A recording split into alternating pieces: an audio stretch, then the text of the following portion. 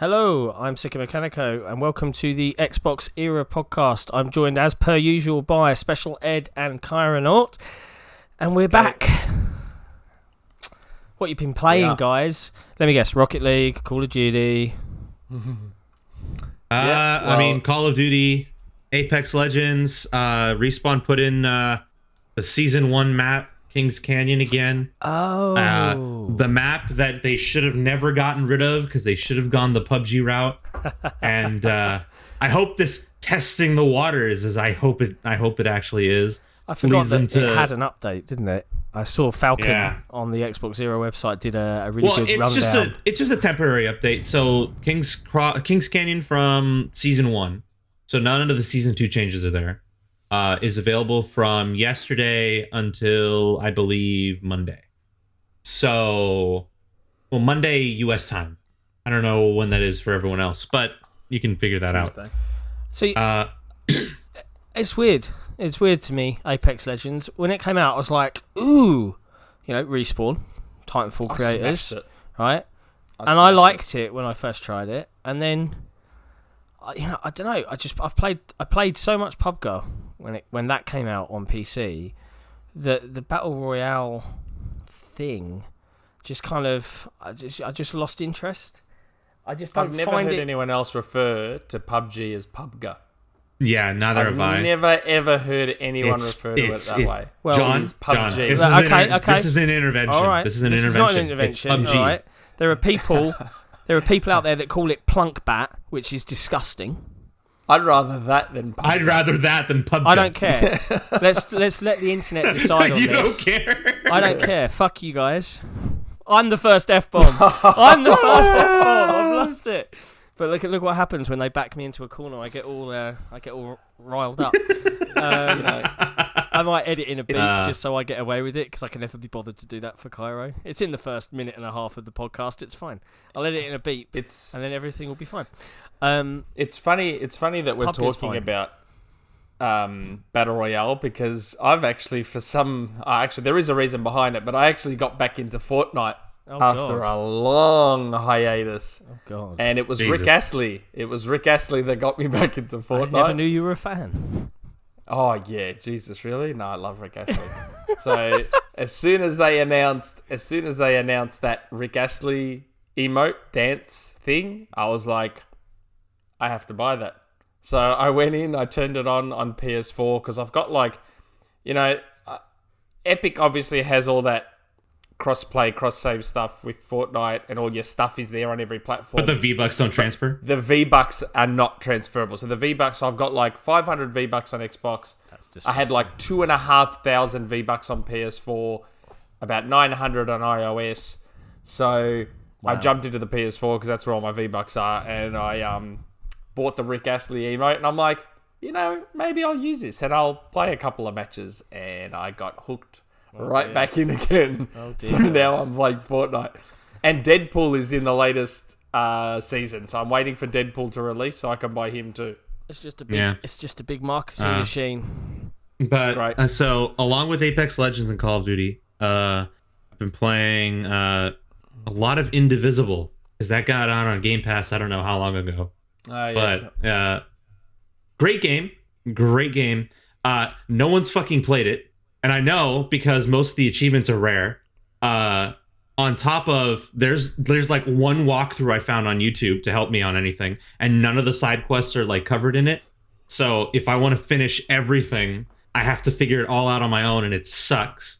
I'm pretty sure it's impossible to get 2 achievements on a single run. Pretty sure, because... So to get those achievements, you have to upgrade your defense and attack stats. And for those who don't know about Indivisible, it's an indie game released by Lab Zero, the guys behind Skullgirls. This was kickstarted a while back ago, published on console through 505. And art style's amazing. Voice acting sucks. The writing is okay. I appreciate the voice actors they got, because you hear a wide range of accents across the board, which I thought was pretty nice. But they're not putting a lot of effort into their lines. So it's very indie cheesy-esque, I would say. Fair. But I like the gameplay. I like the combat system. I'm almost done with the game. I'm right up to the final jumping puzzle section before the final boss fight. But the reason why, I'm going back to what I was saying, the reason why I think 2 of those achievements you can get are impossible in one run is because you can get one, but not the other. And that's notification, just ignore that. You can get one, but not the other. The reason why is because you need a special kind of currency in order to upgrade your defense and offense stats, right? And you can't upgrade both. You have to pick one or the other. And both of them have different costs, right? So I'm on the last stage for both of them. One I'm going to need 20 of this currency, which look like rubies, and 25 rubies for offense. So 20 for defense, 25 for offense. And I am like out. I'm not finding any more because they are in specific spots, not randomly generated, that I have to just go out and find. And I'm done. I feel like if I'm going to get those 2 achievements, no, it's like I feel like if I'm going to get those achievements, it'll be on 2 more runs, 1 each. Well, because there's no way. It sounds like it's got its hooks in you, and is that a game that you probably wouldn't have picked up unless it had just been dropped on Game Pass, and you could have been like, okay. Probably not. Maybe on a sale if it was $5, but considering its asking price of I think $15. Yeah, that's cool. That's cool. Oh, go on. Sorry, didn't realize another thing that happened past few days has nothing to do with gaming. Well, kind of have to do with gaming. If you notice, my headset is different. Hey, and it looks like a SteelSeries headset. It is a SteelSeries headset. In fact, I think it's the same one yours is. Good choice. The reason why was because my Lucid Sounds had advertised a all-metal headband construction, which is right. That is an all-metal headband. But they neglect the fact that the plastic bits that connect the cup to the band are fragile as all hell. So those things were breaking very quickly over the last couple months. And I had them for about 1.5 years at this point, and one of the right ear cup finally decided to break. Oh, so it's probably on me for not handling the headset as carefully as I could. But come on, why would you put plastic on the weakest part of the headset? The weakest part of the headset. I swear a lot of cost cutting. Yeah, a lot of companies do weird design decisions. But are you happy with the SteelSeries? I think this is one of the best. Best headsets I've honestly owned. This is like the most comfortable headset I've ever owned. Super comfy, right? I love the fact that I can. Do you have the Arctix 9X? Because that's the one I have. No, yours is a later one. I think mine is the Arctic. I want to say 800 or something like that. Okay. Mine has Xbox wireless connectivity, so I can just connect it like a controller. But it also has Bluetooth. Nice. And you can mix audio streams. So I have my phone usually next to me when I'm gaming. So if I want to like pull up a walkthrough without having to disturb anyone, the headset's already paired to my phone and the console. Cool. So I can hear both at the same time. That is very and cool. The great thing is for anyone looking to pick this headset up, if you're in Discord We're sponsored by. If you're no sponsorship, this is like my personal opinion. Okay, my personal opinion.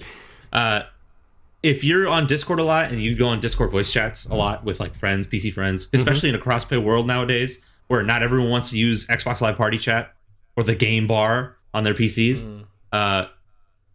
this allows you to use Discord voice chat with the built-in boom mic, this thing right here, and it works flawlessly.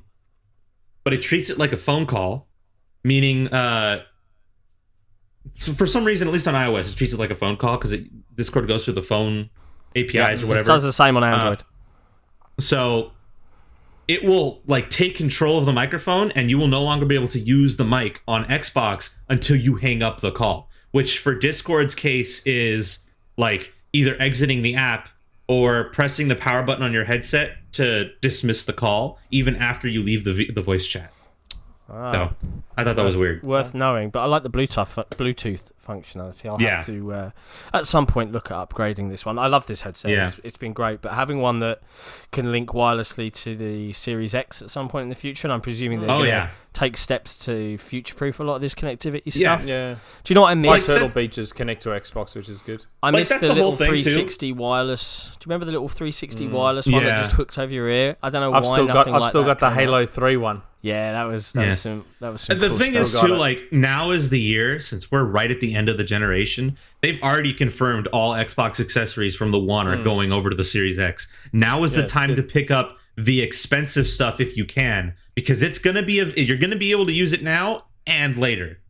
It's not like you can't use it, you know. So that's good stuff. Well, I've been playing more games with my little boy. We tried out. Xbox Live had a free play days thing last weekend, so he tried out Super Monkey Ball, Banana Blitz, which he loved. Oh, nice. And I was like, "Oh, this is a blast from the past." And he's talking to me now. He keeps saying, "Oh, can you buy it? Can you buy it?" I'm like, "Oh."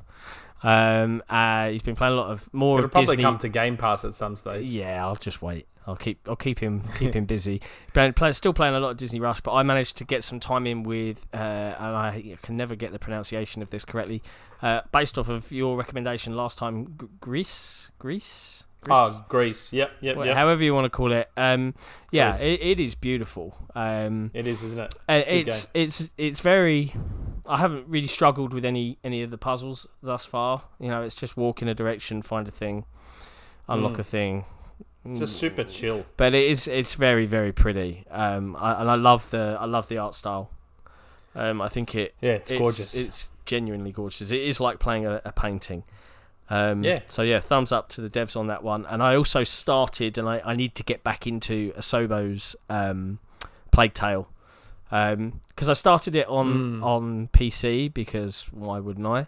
But it looks great, and obviously the 60 FPS. Well, the 120 FPS is appreciated and all of that jazz, but I hate not having achievements on PC games. I know that's and I started it. Is that still an issue with the Xbox? No, more on and PC? more of them are coming with achievements built in, and the app does tell you if they haven't. But I foolishly didn't check, and then I got to like the end of the first bit, and I was like, And then I saw that obviously it's on console Game Pass as well. I was like, oh, maybe I should restart and play on 30. Yeah. Oh, it's 30 even on One X. I think so. Yeah. So I'm like, I don't know. Maybe I'll restart it. I don't know why I find that annoying, but hey, Microsoft, if you're listening, more achievements for PC games, please. I love no achievements. Well, because it doesn't appear on your record if you don't like a game. Yeah, like I don't know. It's why I love Nintendo for not, caving. I just want Nintendo to not have them. Yeah, I understand why. I just want Nintendo to have everything else. yeah. Just let's have like modernized cloud saves. We've got game invites. They put fucking game invites on it. No, there's a second. No, one. That was the third. Was it the third? Yeah, I broke the first. They put game advice on the thing. It's done now. It's over now. This one's explicit. I'm not going to go back in and edit more than one beep. Maybe I'll just edit mine out so that you're still the major offender. No self-control. No self-control. I could get through a 3-hour episode without swearing. Mm-hmm. Yeah. So they added game invites. I want proper matchmaking, proper voice chat, party chat. Literally everything we've had since the 360 over 15 years ago. Don't worry, when Game Pass launches on Switch, you'll have it all. They just need to bite the bullet and go, hey, Phil, just integrate Xbox Live in. Just do it for us. You can't be bothered. Just do it. Just get it on. I wouldn't mind, honestly, and I don't think anyone would mind at that point. It still stuns me that they're so behind in that stuff. Like even basic stuff. Even basic stuff. Like the fact that you can own both a Switch Lite and a Switch regular, and for some dumb reason, you can't transfer games between them as easily as you should be able to. What do you mean? So how I've seen it work through the numerous YouTube videos. Because I'm about to buy a second Switch, so I've been looking into how I'm going to handle it. So yeah. So how I understand how it works is you're going to have to use the game transfer function, right? But the problem is it removes ownership of all the games from the original Switch. So as long as that Switch stays docked and you're always signed in, it's fine. You'll still be able to play them because it checks for ownership. But that means that only that account can play those games because they own them. And no other account on that Switch will be able to access the games that you transferred over. So for me, it was more the save files that were my concern. The save files. So save files are even worse. So backup is only backup. That seemed okay to me. No, backup is only backup. It's not download. No, but I found a setting where you transfer the save files to another Switch. Yeah, but you'll have to keep doing that if you want to play between the two. Oh no, I'm not going to be playing between the two. Oh, okay. I'm giving my old one to my son because he's obsessed now with Mario Odyssey and stuff, and we're going to try and buy him Luigi's Mansion 3 because he loves Luigi more than Mario. And I'll take the Animal Crossing one. Okay. So at least in that case, then you're fine. But if you were going to be playing between the two Switches, all that save data cloud crap they're pushing down people's throats is literally just a backup, and it's not a download. So it won't keep saves in sync across systems. It will only upload new saves, which means if you upload a new save from a different console, then it overwrites your current save, is what I've heard. Yeah. And they all both Sony and Nintendo need to just bite the bullet and do it the way Microsoft does it. Yeah. Indeed. Now, you guys, because it's ridiculous. You guys both mentioned a lot of games there, but you didn't mention Call of Duty, and Activision have been in the news this past week for Warzone. For literally sending. Are we going to get one for just talking about it? I don't know, probably not. The leak of the Call of Duty Modern Warfare Battle Royale. The alpha. Well, not alpha. What as am I I talking understand it, this leaked, and then the Reddit went crazy for it, like some sort of screenshot. They added a classified thing on the menu of the game, which everyone was like, "Well, that's obvious. What's that's going to be?" And then they even released a teaser for it where a soldier actually says something like, "The gas is closing in." And then the camera pulls back and it shows people dropping out of a plane into the war zone with the green gas. It's the Season 2 trailer literally teases it right at the end. Yet they're sending multiple takedowns for social media and website posts on copyright grounds. And they want to know the leaker on Reddit. They want to know who it is. That's nuts. So apparently, they were asking for Reddit to release personal information of a user that posted a thingy. An actual subpoena was issued from a US court ordering Reddit to do it. Yep. That's nuts. It's like Activision. What are you doing? It's video games. It's not gonna change anything. No. People already know the information's there. That's really odd to me. But this is why when people want to know sources and want to know stuff that you can't say, that's part of the reason why you can't say it. It's serious business. Well, so at the end of the day, it's going to cost someone their job, probably. Yeah. So why don't we just talk about, since you brought it up, why don't we just talk about like content?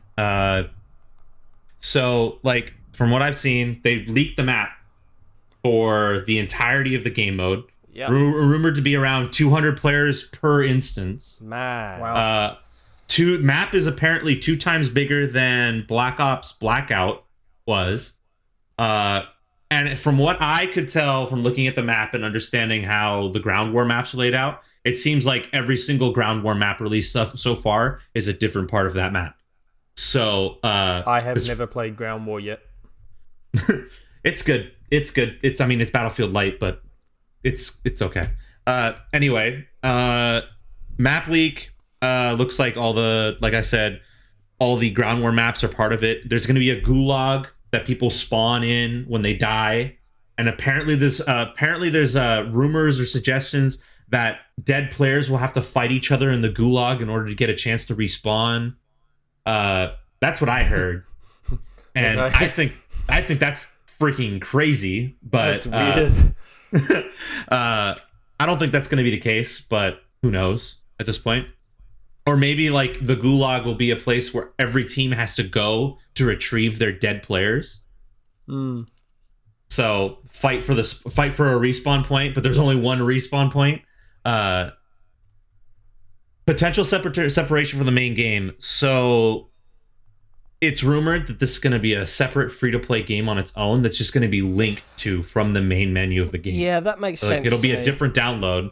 So they'll do it sort of like Crackdown, how like the multiplayer menu is in Crackdown, but it loads. But I think it loads a separate executable. Yeah. Well, that's how Modern Warfare already does it right now. The campaign, multiplayer, Spec Ops modes are all different parts of one giant game. Like the base Call game of that Duty's gets always updated. done it that way.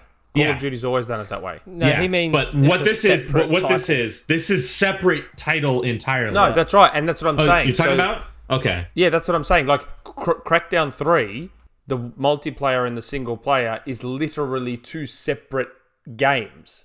So you can download one or the other. It doesn't matter. You still get the multiplayer. So my assumption is that if this Warzone thing is going to be its own thing, then there will be an extra. So if you think about your My Games and Apps section, you've got Modern Warfare, but you may also have a separate Warzone one that will be launchable via the main one, just like Crackdown. Launchable via the main one, but its own separate game. Along with this, it's rumored that Infinity Ward is not doing this one. This will be headed up by Raven Software, which from past Call of Duties has just been a support studio dedicated mostly to the multiplayer. But it seems like this is Raven's project based on the Modern Warfare engine and Modern Warfare's assets. I feel like Raven are being wasted. Yeah, well, as a dev team. My concern was that if Infinity Ward was doing this, the problem with Blackout was that at some point in Black Ops 4's development over the course of that year of its like actual like people were out there playing the damn game, right? Throughout updates and patches, the rest of Black Ops 4 became more like Blackout because Treyarch focused all their energy on Blackout, and all those changes bled into the rest of the game. And it caused issues where, at least to me, as from the very beginning too, people had to get used to having more health and dying a lot slower because of the Battle Royale balance changes, right? So, in my eyes, they made the TTK in regular multiplayer way too damn high to accommodate that, to get people used to playing Blackout's way of playing. You know what I mean? At least if Raven Software is heading up the Battle Royale and it's a completely separate entity from Modern Warfare, it means Infinity Ward can balance Modern Warfare like Modern Warfare and not balance it like Warzone. You know what I mean? Be interesting to see. I because Call of Duty is a yearly release. Yeah. I can't understand why anyone really gets invested in why it gets the dev time. So I guess the fact that they are thinking of having it as a separate executable, a separate like almost free to play to bump up those player numbers and achieve, your Fortnite, your Apex Legends, your PUBG status.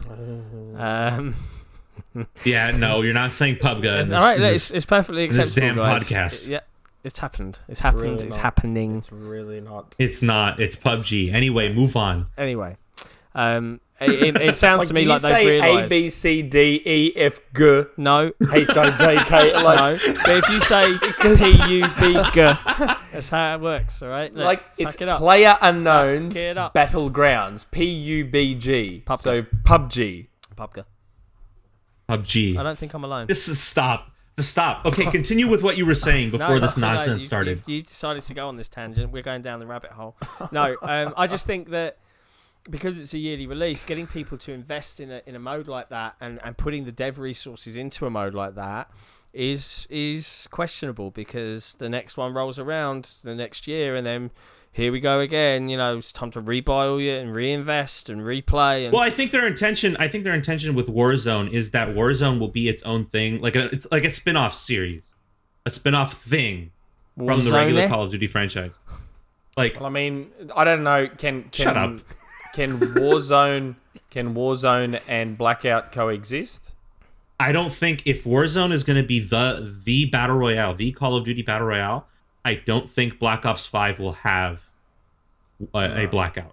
I don't think so at all. That's what I'm thinking. If they're making it a free-to-play title, that it suggests that the investment of resources Battle Royale will be its own thing. Yeah. At most, you'll see a Warzone link in Black Ops 5. That's it. You'll see a link to it and nothing else.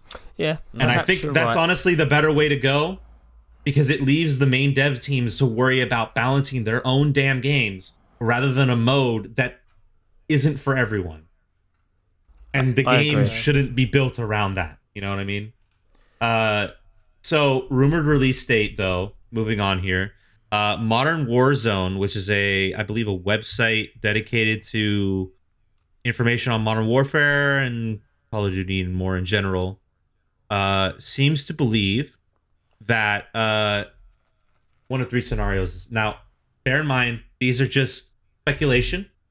Nothing here is confirmed. Nothing here is a leak of any kind. But with the rumors of several prominent YouTubers getting access to Warzone last week and being able to play it, from what we've heard, I don't think this is not entirely not credible. I want to say it might have some kernel of truth to it. So they believe either three things will happen. A, it will be released on Tuesday, February 25th. B, the associated media embargo will be lifted on February the 25th. Or C, Activision will do a live release at PAX East on Thursday the 27th. However, they note that is probably highly unlikely given evidence to the contrary. So soon. Soon-ish. The other rumored date was sometime in March, but I feel like that's way too far off for how much info we already know. Yeah, considering too much is out there, they can't keep the lid on the pot too longer. I'd be surprised if they don't just want to get it out ASAP. If I assume it's going to be monetized in a similar way to Modern Warfare now and Fortnite, so get it out there and start making money from it. Yeah. Speaking of PAX East, it could be. Yeah, go so. No, let's move on now. Let Raven make another X-Men game. Yeah.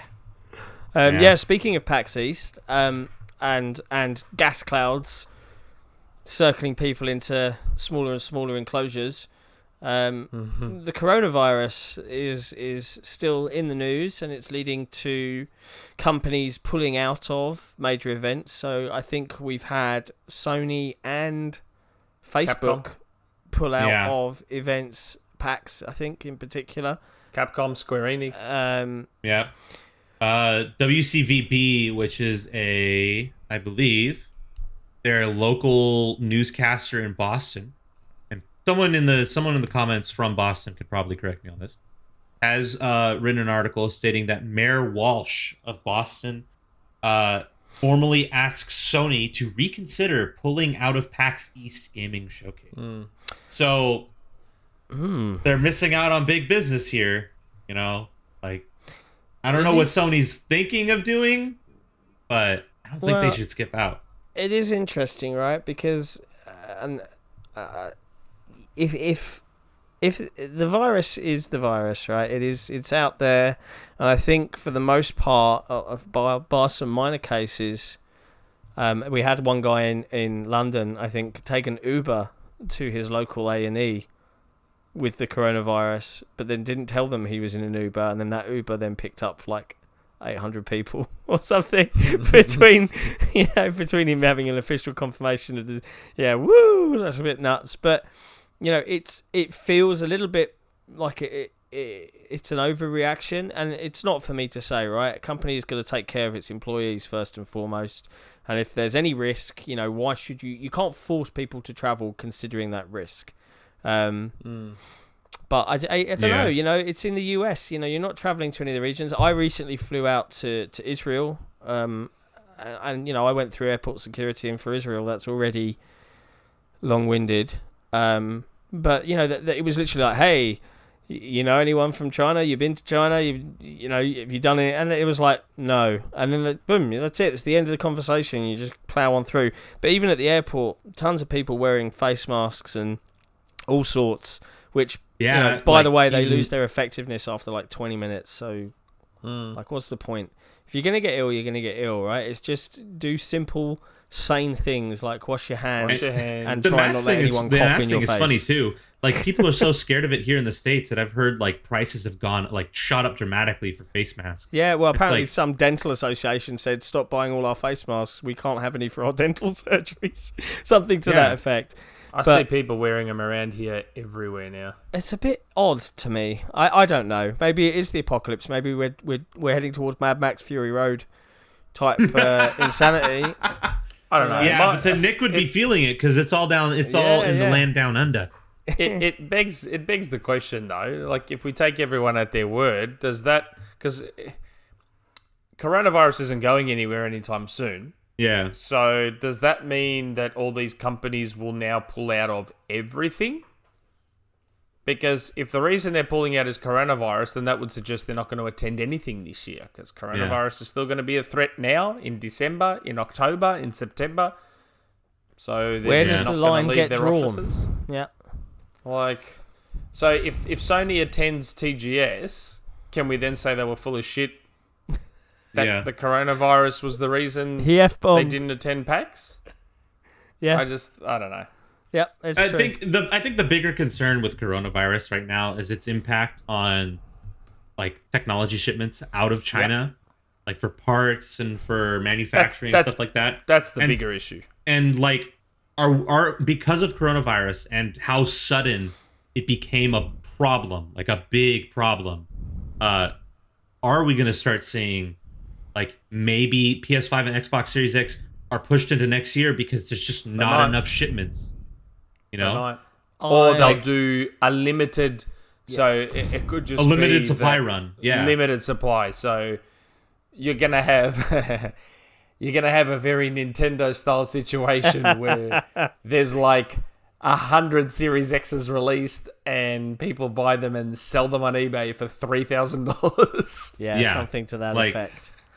The scalpers will be everywhere. And it's just that worries me more because it's not just consoles that's affecting everyone in the technology sector. Yeah, I think I said it last podcast. As soon as you have I wonder what will happen with the new iPhone. Like, phones and everything. iPhones are getting delayed. iPhones are probably gonna get hit.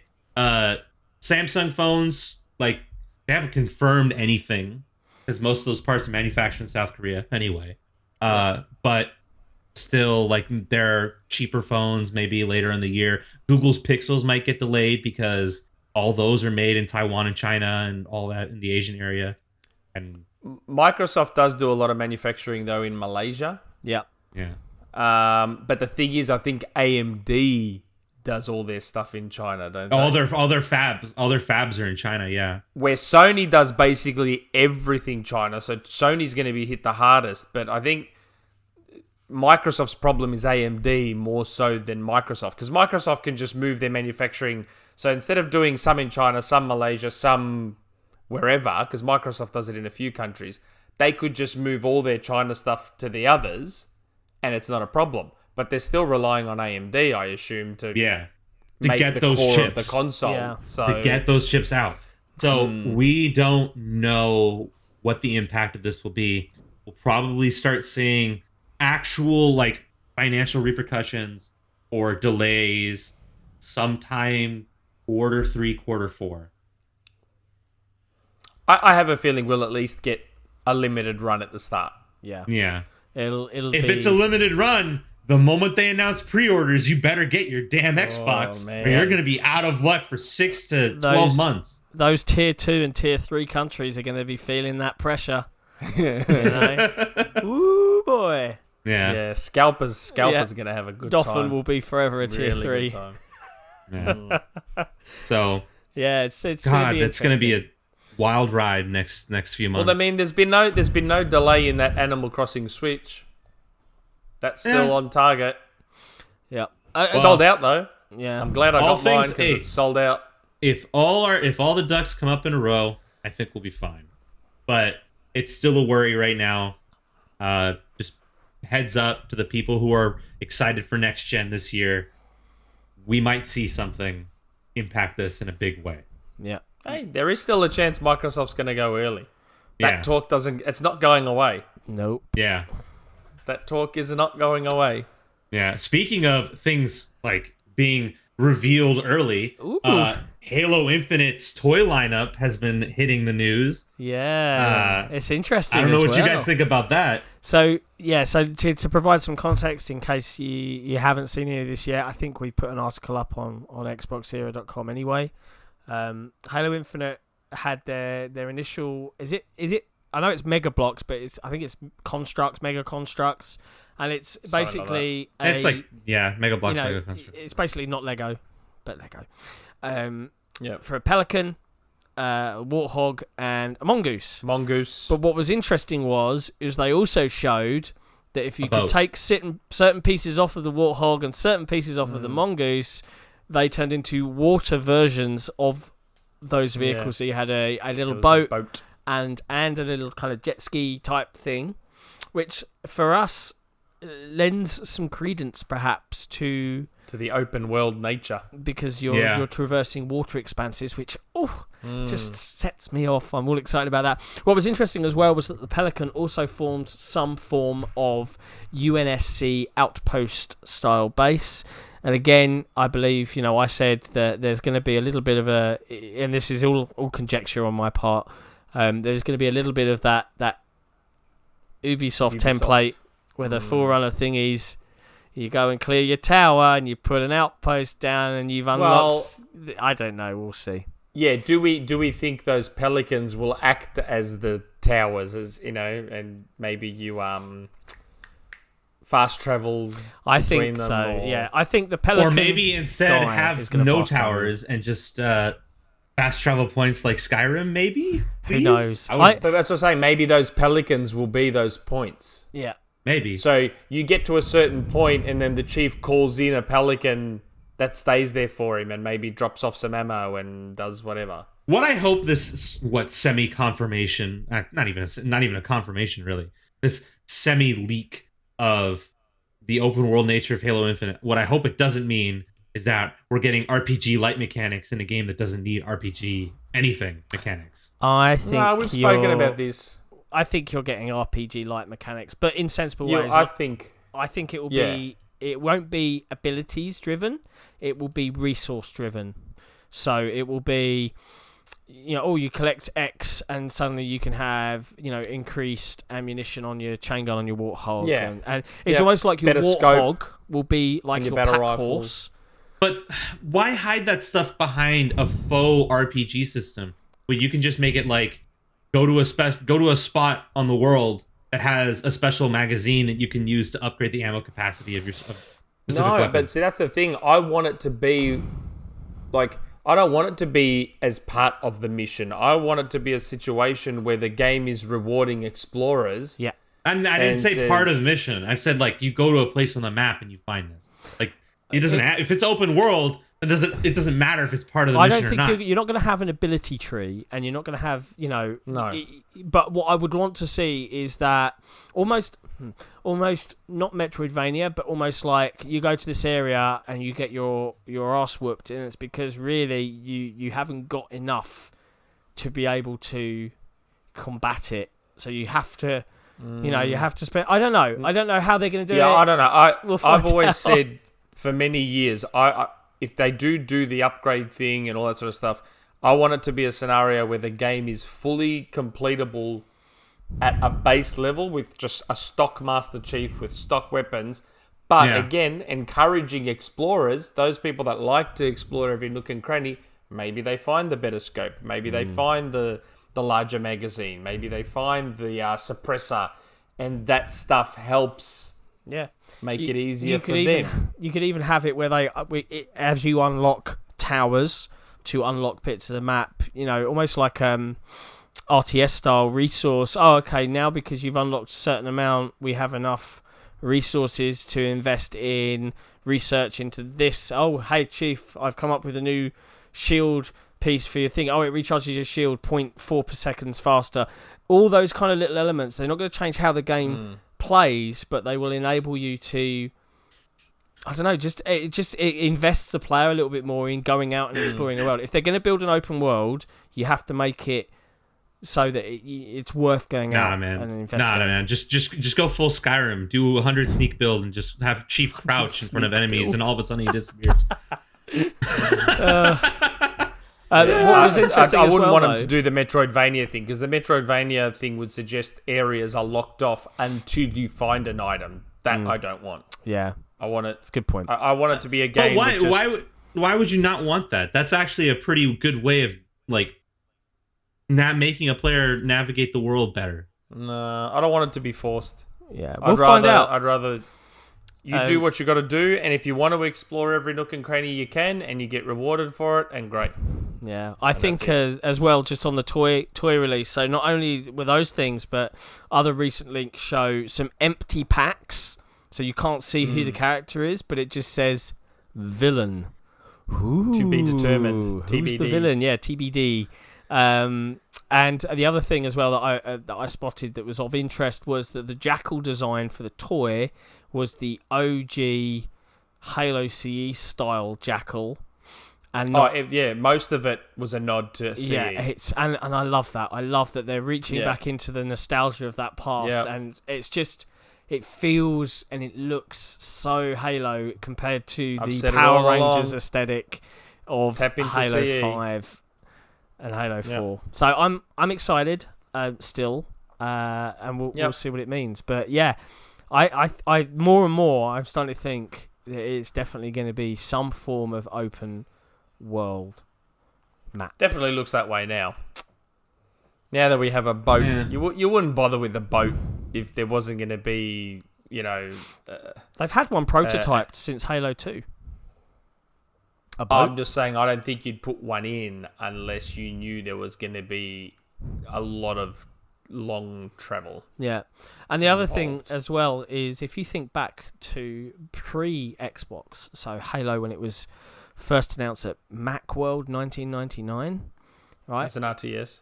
It was a third-person view game, and they had open world-ish with life and fauna and rolling hills and all that stuff, and obviously that was consolidated down into just large maps. But if anything, we're just harkening back to the original dream that wasn't achievable on that hardware at the time.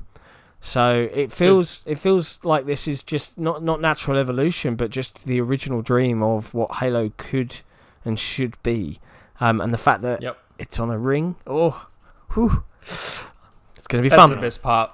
It is as long as the multiplayer is good, I don't really care. Yeah, a lot of people. If they rip some levels straight out of CE, I am completely okay if we get another silent cartographer. I am completely okay if they repeat some of the best levels. It speaks volumes too, because I think Halo 3 did that. I think Halo 3 to a degree was a best of, right? And no, Halo 3 wasn't. Ignore me. Halo Reach was in its approach. You had your nighttime snipe level, you had your beach landing level, and all that kind of stuff. It was almost like a best of hits. But I think Infinite, they should really lean into, just make the game you want to make. Not ignore the past, but just go all out. The old games exist, have been supported. I don't care anymore about the attitude about I don't care about the campaign anymore is very telling of no, I mean I don't care how you do it, just do it and make it good. I don't know. I feel like that's kind of it's been so long since 343 have actually made a decent Halo campaign that we're all just I like Halo 4. You know what? Whatever, man. As long as you make it good, I think we'll be fine. Yeah, I do think there has been some discussion on the XboxEra forum. Well, I say the XboxEra forum, Reset Era's main Xbox OT, I should say, about when and where we'll see a beta. And, because obviously Halo 5 had their beta a year or so out from actual release. It honestly doesn't even look like we're getting one. Right, I don't think we're gonna get one to that degree. You will. I personally think there will be a beta. We'll see that announced at E3, but it won't be a beta that helps inform. They'll probably got people like their pro team. There's probably people NDA'd to the hilt that will come in and test and help inform decisions. But I think if going by Halo 5. If it plays anything like that, I will probably be okay with it. But I wouldn't worry too much. I don't think it's going to be broken. They've always said, they made a promise since they screwed up MCC that they'll always have a beta. But just don't expect a Halo 5 style beta. It's not going to suddenly drop next week so that they can make a bunch of decisions 7 months out. Because they're already driven to a release date of a console that they have to meet. I just hope that they can get all of the content in one hit. What I want back? They cut from the Halo 5 beta. I want all of the Spartans after every match. The bro animation. Every match. The high-fiving. High-fiving, bro fist, all that crap. Yeah, I had no issue with that. I don't know why people complain so much about that. It makes things look cheesy. This is Halo. This is Halo. Yeah, it was. I liked your life. I have to say that you must be doing pretty well in life when that's something you have to complain about. That actively bothers you. You must live an incredible life when that bothers you. Seriously, I just want it back because it was hilarious watching that shit and see people getting mad. Funny. I thought getting mad over that really. To me, it even kind of fit narratively. Remember, the whole point of the Halo 5 multiplayer was that it was all training set on the Infinity on this ship.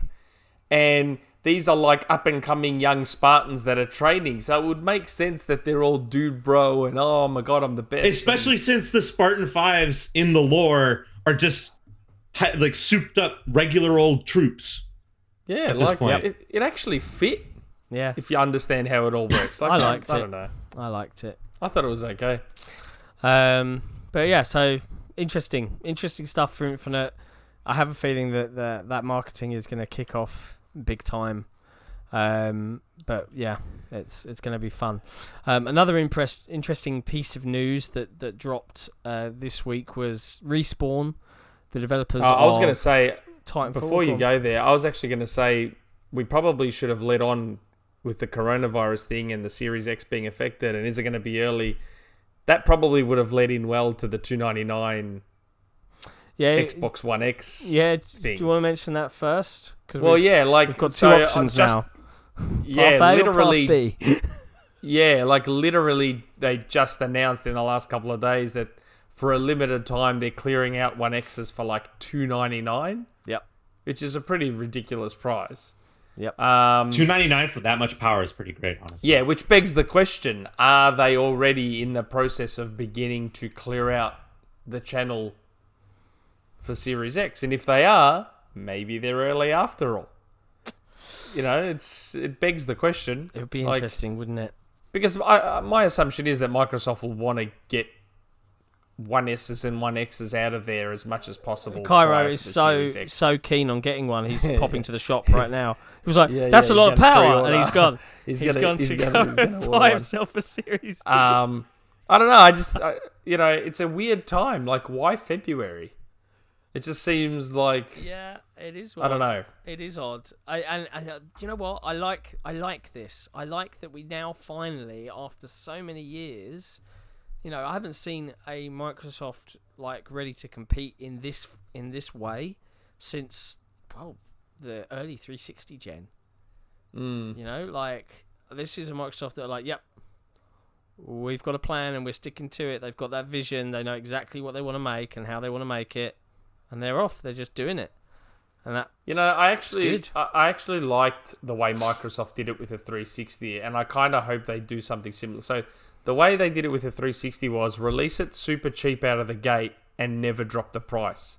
Yep. I don't think people realise that the 360, the price did not drop on the 360 officially for a long something time. like 2 or 3 Yeah, years. but like there was a lot of political price Bundles. moving to get that. Yeah, get to that point. That's what they were doing. Like what Microsoft would do, as opposed to dropping the price on the 360, they just bundled it to hell and back. Hey, you get all these games and an extra controller. Hey, you get this. Hey, you get that. And they did tons of limited edition versions. But they very rarely officially dropped the price on the 360 because it was so cheap initially. Not only that, but like you guys, I think I mentioned this in the previous episode of the podcast, but you guys have seen the 3 Xbox Boss podcast episode for Unlocked, right? Yeah. Like that whole situation of $299, $399, hard drive, no hard drive, and well, I mean, the arcade was a piece of crap, but I mean, it's what got them to the cheapest price they could at the time. And I mean, to be fair, there was one other reason that they probably maybe didn't drop the price, and that was because they had to pay for R-Rod. Yeah, true. That could be another reason they didn't drop the price. But I mean, didn't the 360 launch with a 20 gig hard drive? The 360 Premium or whatever. Yes, 20 gig. Yeah. The arcade was a piece of crap, and if you didn't...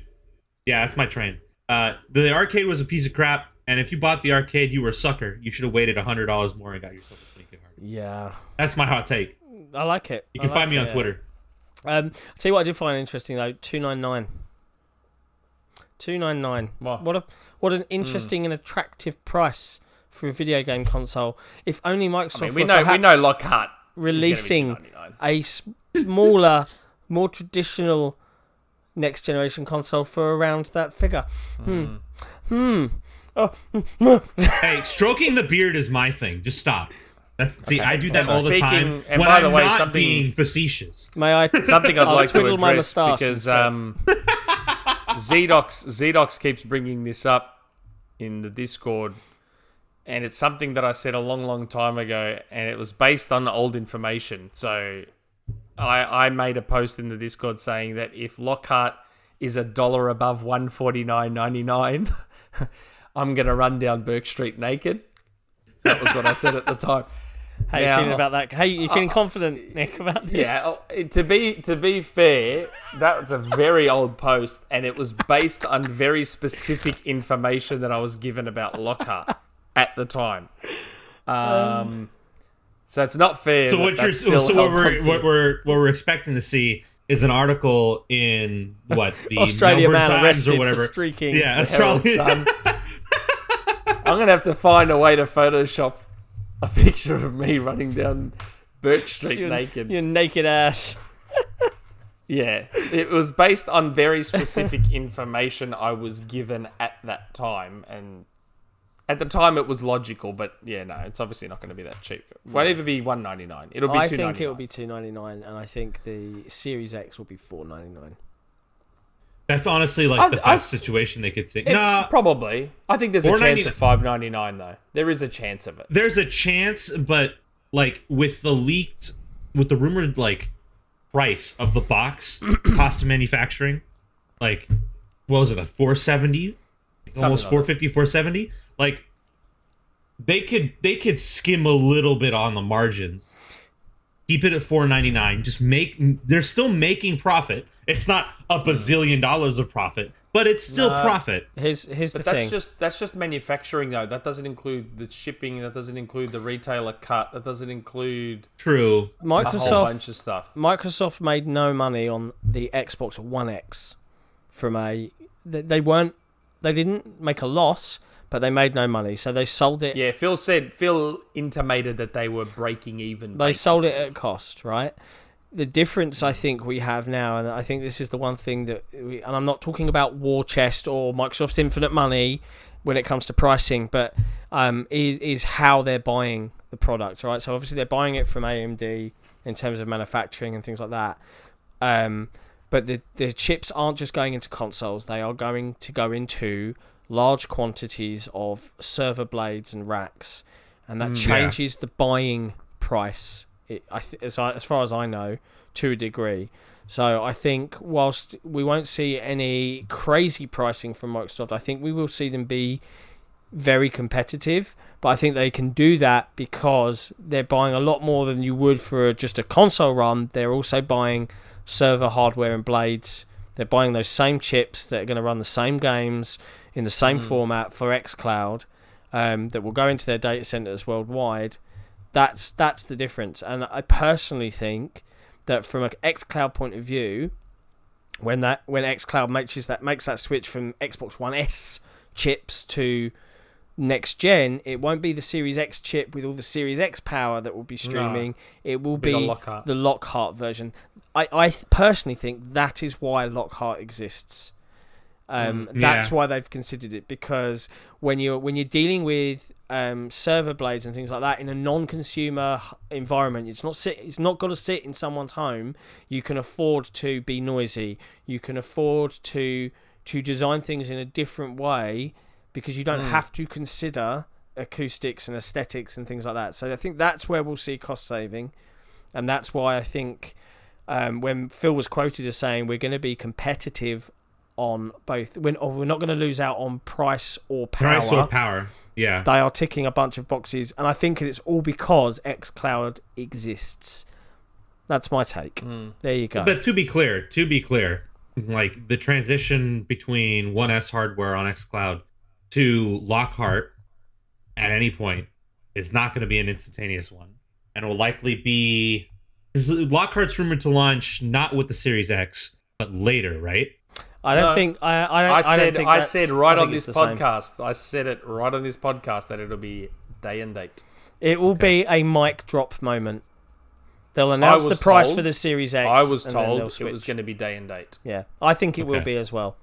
Because if they're planning on launching xCloud, and we'll get into this because I think there's a community question that asks this, and I don't want to give the same answer twice, but I think that by launching both, xCloud, it's in preview, it's using 1S to prove their technology stack and to prove how latency, etc. works, but xCloud really is going to be a next-gen product. All right, they'll have the existing 1S stuff there to launch existing OG Xbox games, but Lockhart is the key to the rest of the xCloud mantra, and it's not going to be pushing 4K. It's not going to be pushing 4K streaming's not necessary. Look at Google right now. Stadia. You got to think about it. Hey, Nick, you got to think about this, okay? What about Stadia? Well, I'm about to say, right? Stadia. Poor Stadia. Stadia's proposed 4K. Half their games aren't even rendering natively at 4K. And you can hear that's what people think of Stadia right now out there. It's Stadia. The joke isn't even Stadia. The joke is that there were people that legitimately believed in it. Like, are you serious? Google do you remember the worst company to do any of this crap, and we all know what they do to failed products. They kill them within 6 goddamn months. Surely the signs were there, and many of us saw it when they were first teasing it. Remember how they had that red carpet, and they were, before they officially announced it, they had all those glass cases with old consoles in it. They filled those those console cases with failed consoles. Like the Dreamcast was in there, and there was a whole bunch of these consoles that had failed. Was the OG and yet Xbox they were holding those up as the history of gaming, and we're about to change everything. It's like, you were telling us you were going to fail before you even started. I think that's the key difference. Is Stadia is advertising a future that does not yet exist, whereas things like xCloud and GeForce Now are advertising the games you currently own at 1080p or less in xCloud's case. Well, to be clear, at least on the GeForce Now front, xCloud would be a service bundled into Game Pass for all intents and purposes. At least for now, I think they're letting everyone stream the games they own, right? Well, no, Bethesda and Activision yanked console streaming. Yeah, Bethesda and Activision yanked all their games from GeForce. So, apart from one. That's what I'm trying to get to. GeForce Now got Bethesda and Activision games pulled because even if nVidia's you bought charging. Them, apparently, even if you bought them, they've been pulled. Well, because the thing except is, GeForce Wolfenstein Now, Youngblood. But GeForce Now isn't necessarily a service where you buy the games on. You buy them through third-party services, and you play the games you've already owned just streaming through NVIDIA's service. But NVIDIA was charged. That's how I'm led to believe it works. Yeah, it's games you don't buy them. You can buy some games through a GeForce thingy, but they're very few. There's not really a storefront. How it works currently is you've got your game on Steam. Cool, as long as it's in the library on GeForce, off you go. Yeah. So the problem started when not because NVIDIA went out of private testing and into public testing. No, it started when NVIDIA started charging $5 a month to use the service, and then the publishers were like, giving a chip to the publishers. Yeah, not giving a chip to the publishers to let that happen. So they're basically just taking free money for things they didn't license. Yeah. xCloud is different because the games on it are going through Game Pass, right? So Microsoft already has the license, likely in the contracts for Game Pass, saying we are allowed to allow people to stream this game.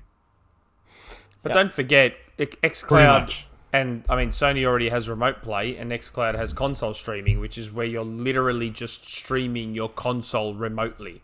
Yeah. So it's like you are using your own console, just anywhere else in the world. Yeah.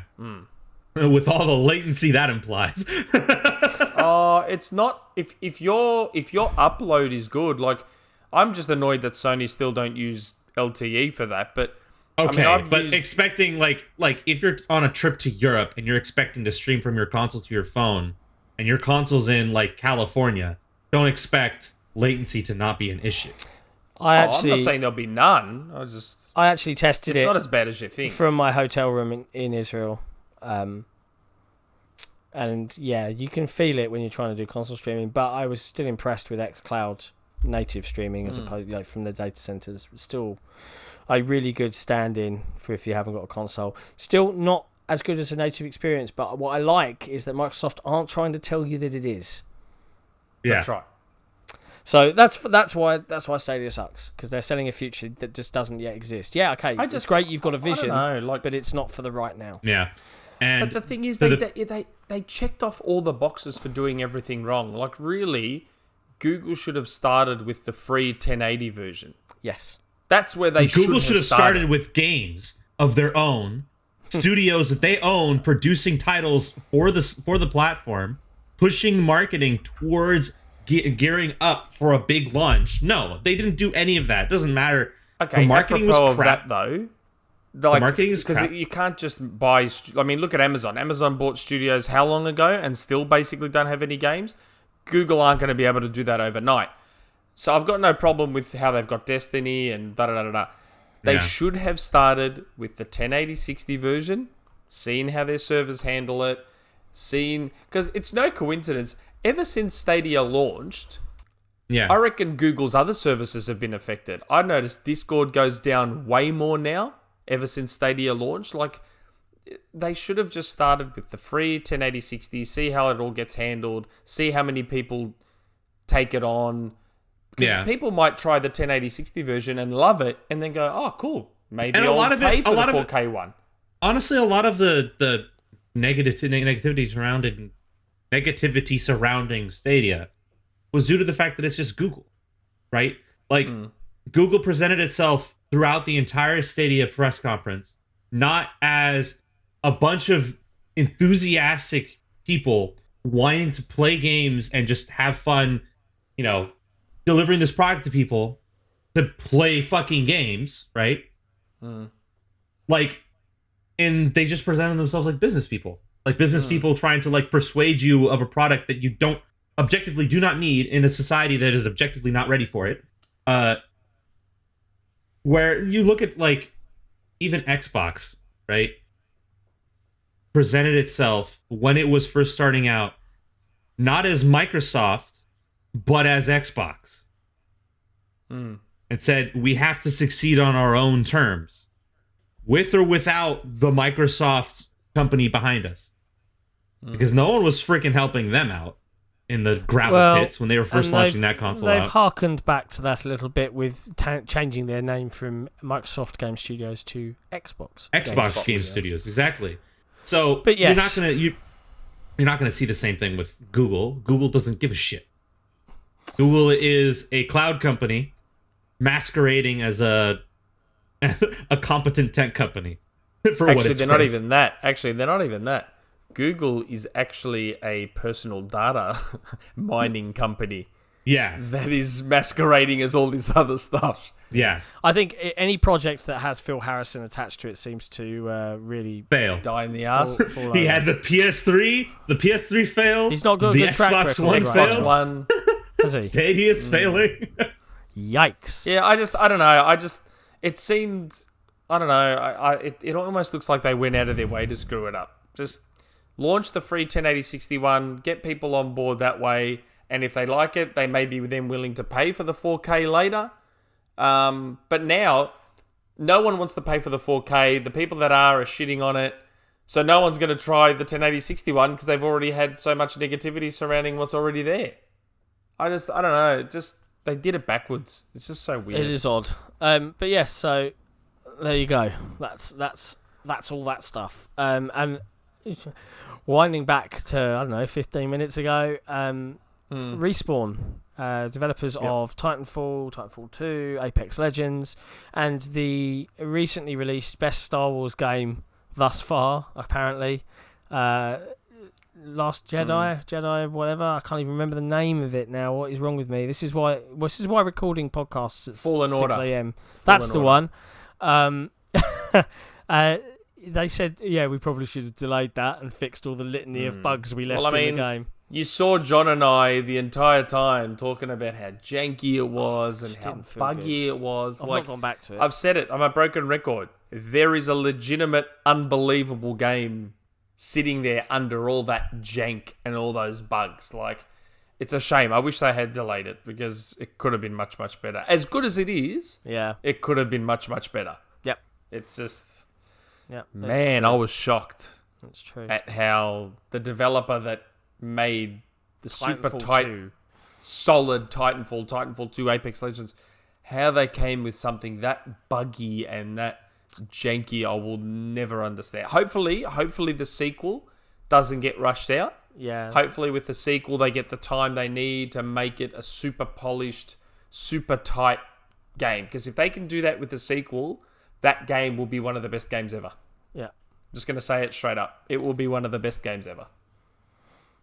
But we'll see if EA gives them that chance. Moving on. Insert... I still want one, but I don't have one. Rumour Mill jingle here. We have a Rumour Mill this week. Drum roll. Yeah, we do. We were speaking about the Series X. And a little while back, I kind of forgot about it and then got reminded. So, a couple of parts to this. It's been all but confirmed to me now. Like, I'm going to say 95% sure that the Series X unveil is in April. That's when it's happening. We were saying April, May, wasn't really 100% sure. It's pretty certain now it's April. But the second part to that is that it's not the only one. So, I've been told there's actually going to be 3 dedicated Series X show/reveal things, and E3 is one of those 3. Okay.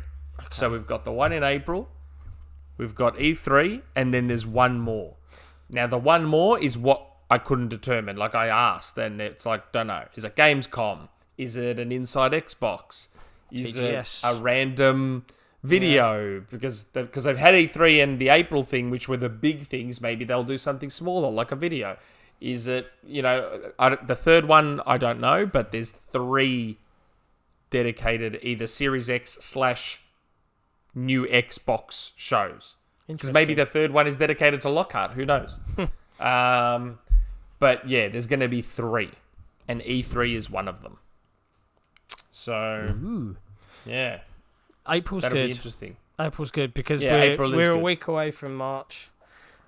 What's crazy is I'm sitting here thinking about this year, and I can't believe we're nearly a quarter of the way through already. We made it through January. January was a long year, but we made it. Yeah, we made it through. But we're it just all feels like, and that probably lends to the fact that, at the moment, and I'm hoping none of it will affect our podcast consistency, because I think we've been pretty consistent every 2 weeks since we launched. But I'm moving house. I'm doing a bunch of building work as part of moving house. I've been designing kitchens for the last 4 weeks. It's been fun. Spending money that I don't want to spend but have to. But yeah, so there'll probably be a few where I'll be surrounded by boxes, or I'll be shoved into a corner. We might have to hand the reins of the actual video recording over to one of you guys at some point, just in case. I might have to use a laptop instead of a PC if it's in a box. We'll cross that bridge when it comes to it. But what's crazy to me is how quick everything feels like it's moving. If you think about beats of the year, we're going to have April for the reveal. Then we'll have June for E3. Then, before August we know Gamescom. August Gamescom, and then the clock is going to just march steadily towards that release. And I don't want to wish how much away you the want year, to but how much you want to bet it's going to be an XO20? Well, the third reveal. Third reveal. Plus I think launch. XO20 will be saved for a launch party for the Series X. Yeah, because XO is usually November, isn't it? That's what I mean. Like, XO is like the third last surprise bang out, and then the reveal, and then the launch. But XO19 unless was they fantastic, go early so. and we get XO early. I don't know. I still can't shake this nagging feeling that September is a very real possibility. I don't care what anyone says. Yeah, I actually kind of think that too. Or very early October. I don't know why, but there's just a bunch of things that lead me to believe that. I mean, September is pretty smart, at least from a strategic marketing standpoint too, because you're releasing at the beginning of the fall season, right? Yep. People now have 4 months to like gear up for the Christmas shopping season and get all the games and accessories they're gonna need. And you don't have to do the Black Friday cuts too quickly. You get some time at full price before you have to do the Black Friday cuts too. Yep. I mean, when Xbox One and PS4 launched, they didn't get Black Friday cuts, didn't they? I think they got some packing deals. They got packing deals, but no Black Friday cuts. Okay. But yeah, so anyway, if we want to do some conjecture, the perfect format with which to do that is via community questions. So, as always, we reach out to our friends and followers on Twitter, within the XboxEra Discord, and within the Xbox Studios OT on Ristar. Ristar. And we've got a bunch of community questions. So I think I'll tackle Discord first. Let's scroll up the list and see what we've got. From our colleague Sukia Brood, he asks, what is the podcast team's stance in the discussion of, and he's kind of given us a title to work from here, I prefer a couple of AAA games to a whole bunch of lower budget games, or I think he's referring to the phrase Game Pass fodder, that's been discussed recently in regards to Microsoft's first party portfolio. So what do we prefer? Big old traditional AAA monsters, or some of these smaller, more niche Game Pass games? I'm gonna give a hot take here. If the Game Pass fodder is good, I'll take the Game Pass fodder. I am inclined to agree. If it's good. Yeah. If it's good. I just like good games. I don't regard... That's right. I don't regard Ori as not AAA, because it is, right? I mean, it's first party published, but it's a smaller game, but it's just as viable and valuable to me as Halo Infinite. Maybe. I'm getting old. I don't have the time anymore to invest in these giant open world single player. Yeah. I don't know. All I do now, and I never thought I'd be this way, but as I get older, I just find myself playing multiplayer games so much more now than single player games. You can jump in for 10 minutes or you can jump in for 10 hours. It's totally up to you. Where when you play something like a Shadow of the Tomb Raider or Last of Us or, whatever it is, you've got to sit down and invest time. You can't just jump into The Last of Us for 10 minutes and then jump back out. No. You can't do it. Yeah. You have to be there for a few hours. But if I want to play Fortnite, I can play one match and jump straight back out. If I want to play Rocket League, I can play a couple of matches, jump back out again. Like, as you get older, you don't have the time anymore to invest in these massive open world, freaking padded out, collectathon. Like, it just, I don't know. Yeah, I like my small little games. I find that as well. I find that, it takes something very special to really hook me from a single player perspective.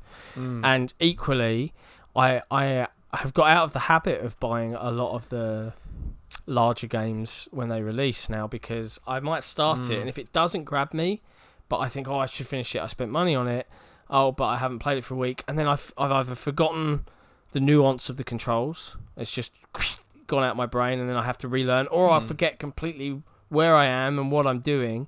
And if it's narrative led, it's kind of like, what was I here for? What was happening? And then I just completely get disconnected from it, and I kind of struggle to care. So yeah, I'll take smaller. What's the phrase that they've used, and I've said it a couple of times on this podcast: games with a beginning, a middle, and an end that are just done. Next game, yeah, I'll take that. What about you, Kairo? I think that's why I actually don't mind the way Devil May Cry 5 does it. I need to play that still. Like Devil May Cry 5, I'm just sort of working my way through, chipping away at it, but it does it in like little bite-sized missions. So you can just do a mission and then back out, and then do another mission and then back out. Like, it's not your traditional kind of, at least modern day single player game. Like, it's done mission style, which I don't mind. But like, Gears, I struggled to go back to. Shadow of the Tomb Raider, I was kind of just, I don't know, forcing my way back, because I no longer really have the time to invest. Yeah, I gave up down with this game. I 100% did Tomb Raider 1 and 2. I don't know, that's not the official titles, but you know what I mean. 2013 reboot onwards. But Shadow, I was just like, when I finally got back into it, I was like, ignore all side quest stuff, and I just ploughed through the main story and got it done. And then I was like, I'm out. Yeah. I saw it. I saw the end. Yeah. I'm done. What about you, Kairo? What do you prefer, AAA or smaller games? Honestly, like, it's hard to decide. I don't really like. At least in my head, I don't make that distinction all that much, because I play a lot of games, and it really kind of tends to bleed into each other. So I prefer games with more polish than anything. If it's if that happens to be an indie game at some point, then it's an indie game. Yeah, I mean, but smaller games can be polished. Like, we've spoken a lot about Bleeding Edge. That's not what I'm. Okay, actually, we didn't bring up Bleeding Edge. Are you talking? Okay, I'm not talking polish in terms of like production quality, or just like scale of hack used or whatever. No, I'm talking like just how much thought and care goes into how good the game feels to play. Honestly, like, but I don't really care. They sort of one lends to the other. Like, I had not touched Bleeding Edge until this recent beta that they had. Yeah. And I know your thoughts on Bleeding Edge, but, I was actually quite surprised at how much I liked it. And I was even more surprised at how tight the game felt and how polished the whole thing was. Like, I was shocked. Like, it was actually quite good. I think it's going to find its niche. I genuinely do. Yeah. I think there are going to be people out there that really enjoy it. So my thoughts, I did play several matches of the closed beta. And my updated thoughts are they did a lot to improve how in the first alpha that I played, those first few matches, I felt completely powerless against specific like characters in the game. Demon was insanely like stupid in how even if you were to dodge out of his combos, he had such insane reach that he could just lock you into another combo again and again and again and again, and you could never do anything to even like help yourself. That was fixed in the beta. Demon doesn't feel all that powerful anymore. Not that he's not good, he's still great. and I see most people freaking play him because he does do a crap ton of damage, but the reach isn't there anymore. My thoughts on the beta are they did a little bit better in persuading me to like the game more than I initially did. My only problem, and I stated this in the Discord, and I don't think anyone actually cared to pay attention to what I was saying, but the fact that minimum stamina bar count for all characters is 2 is bullshit. That should be 3, and faster characters should have 4. People should have 3 chances to get out of a combo. 2 is too much. 2 is too little. I wish 2 I is hadn't way mentioned too Bleeding little. Edge now. Huh? I wish I hadn't Set him mentioned off. Bleeding Edge. I was only lit the mentioning fuse. Bleeding Edge as an example of Game Pass fodder that can still be polished and tight and good and yeah. Because this sounds like it could go for a long, long time. No. I only have 2 more things to mention. I only have 2 more things to mention here. 2 more things to mention here. Stamina needs to be increased, baseline for all characters. 2, Buttercup and El Bastardo are too fucking powerful for being tanks. They're way too good. Everyone picks them off the bat, and you can't kill them because they have too much health. Sword ninja dude. They have too much health. They have too much health. They do way too much damage, and they're fast for being tanks. Makuto is perfectly balanced for what he is. He's tanky. He doesn't deal a lot of damage, but he soaks up hits like a crazy man. Like, that is a good tank. The other 2 are just bullshit. They're basically DPS characters with like multiple, like 10 times bigger health bars. It is dumb. 3, I don't like the objective game types at all. I would prefer. You said 2 things. We're cutting you off. No, I said 2 more things. You fool. Mute the mic.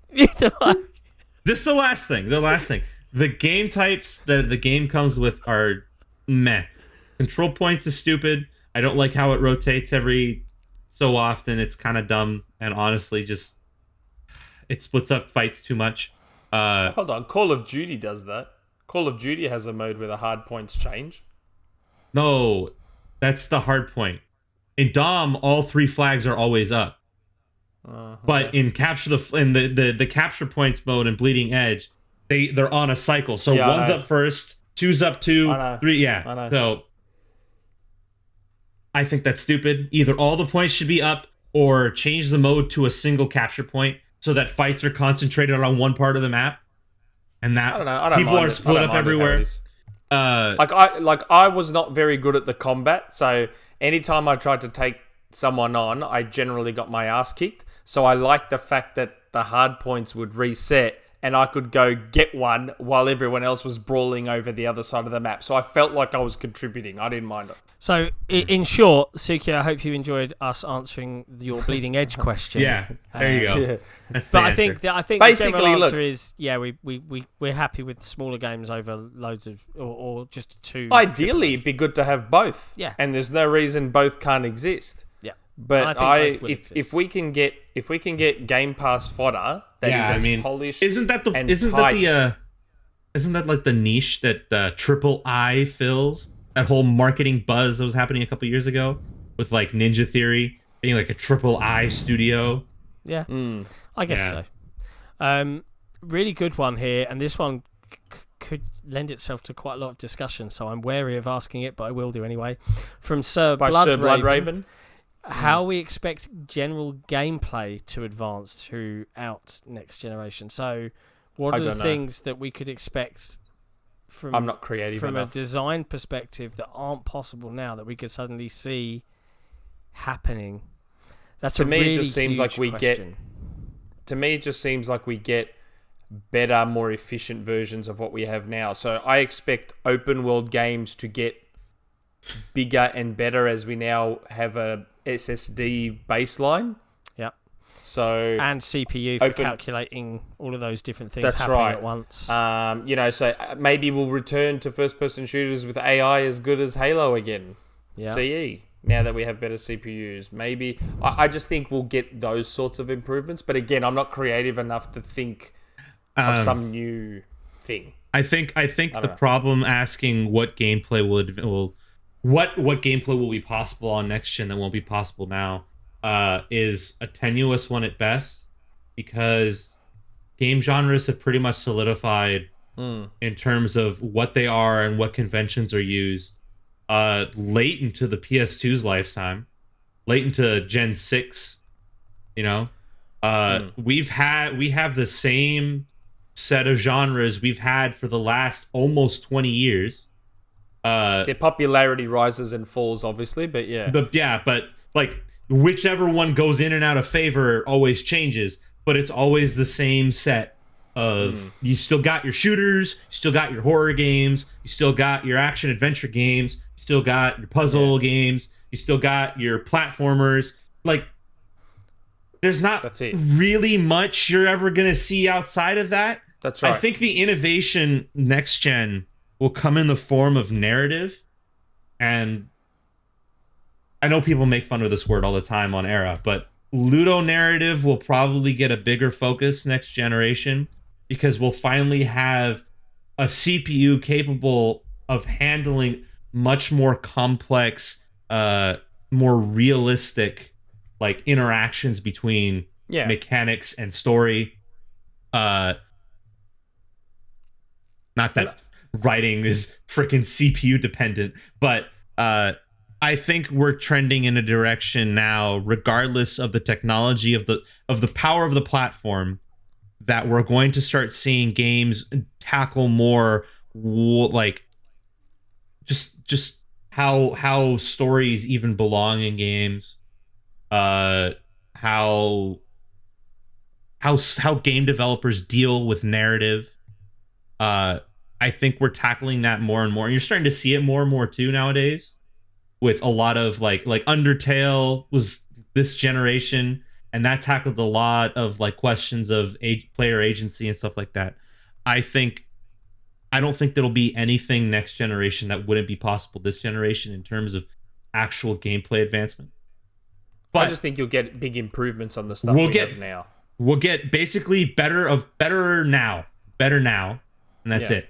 I think scope and scale are some of the biggest things, because I think there's been a huge amount of focus towards the end of this gen, and certainly from an Xbox Studios point of view, on pipeline and tools, because if you can equip designers and artists with tools that facilitate quick iterative creation, then you know, the sky is almost the limit. And now we're at a baseline where, you know, like you said, we've got SSDs, we've got a capable CPU instead of a frankly terrible netbook CPU that we've had for the majority of this gen. We're going to be looking at things that you know, are improvements on what we have now, but also it's the stuff where developers go, oh, I can do something unexpected, and we see something that we've never seen before, and that's always the excitement of a new gen. And indeed, at E3, are we going to see things that we've never seen before? I hope so. I'm excited about what that might be, but just generally the scope and scale of games and how they're built, I think, is going to be the biggest step up. I think AI. I think AI and interactivity will be a big one because of the CPUs. Like, I look at a game like Alien Isolation, where, you know, we found out that the alien at all times knew where you were, so it was kind of a little bit fake.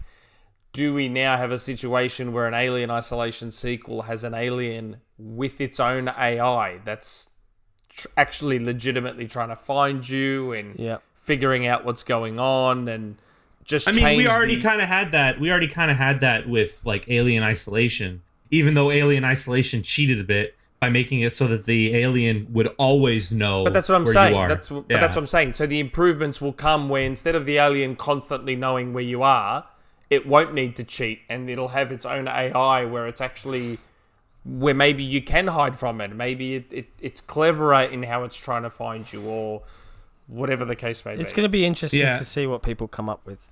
For sure. And I think, though, I will say this, and it kind of disappoints me of the whole talk of like, we always need to find the next greatest thing. because I feel like people are getting their hopes up for nothing.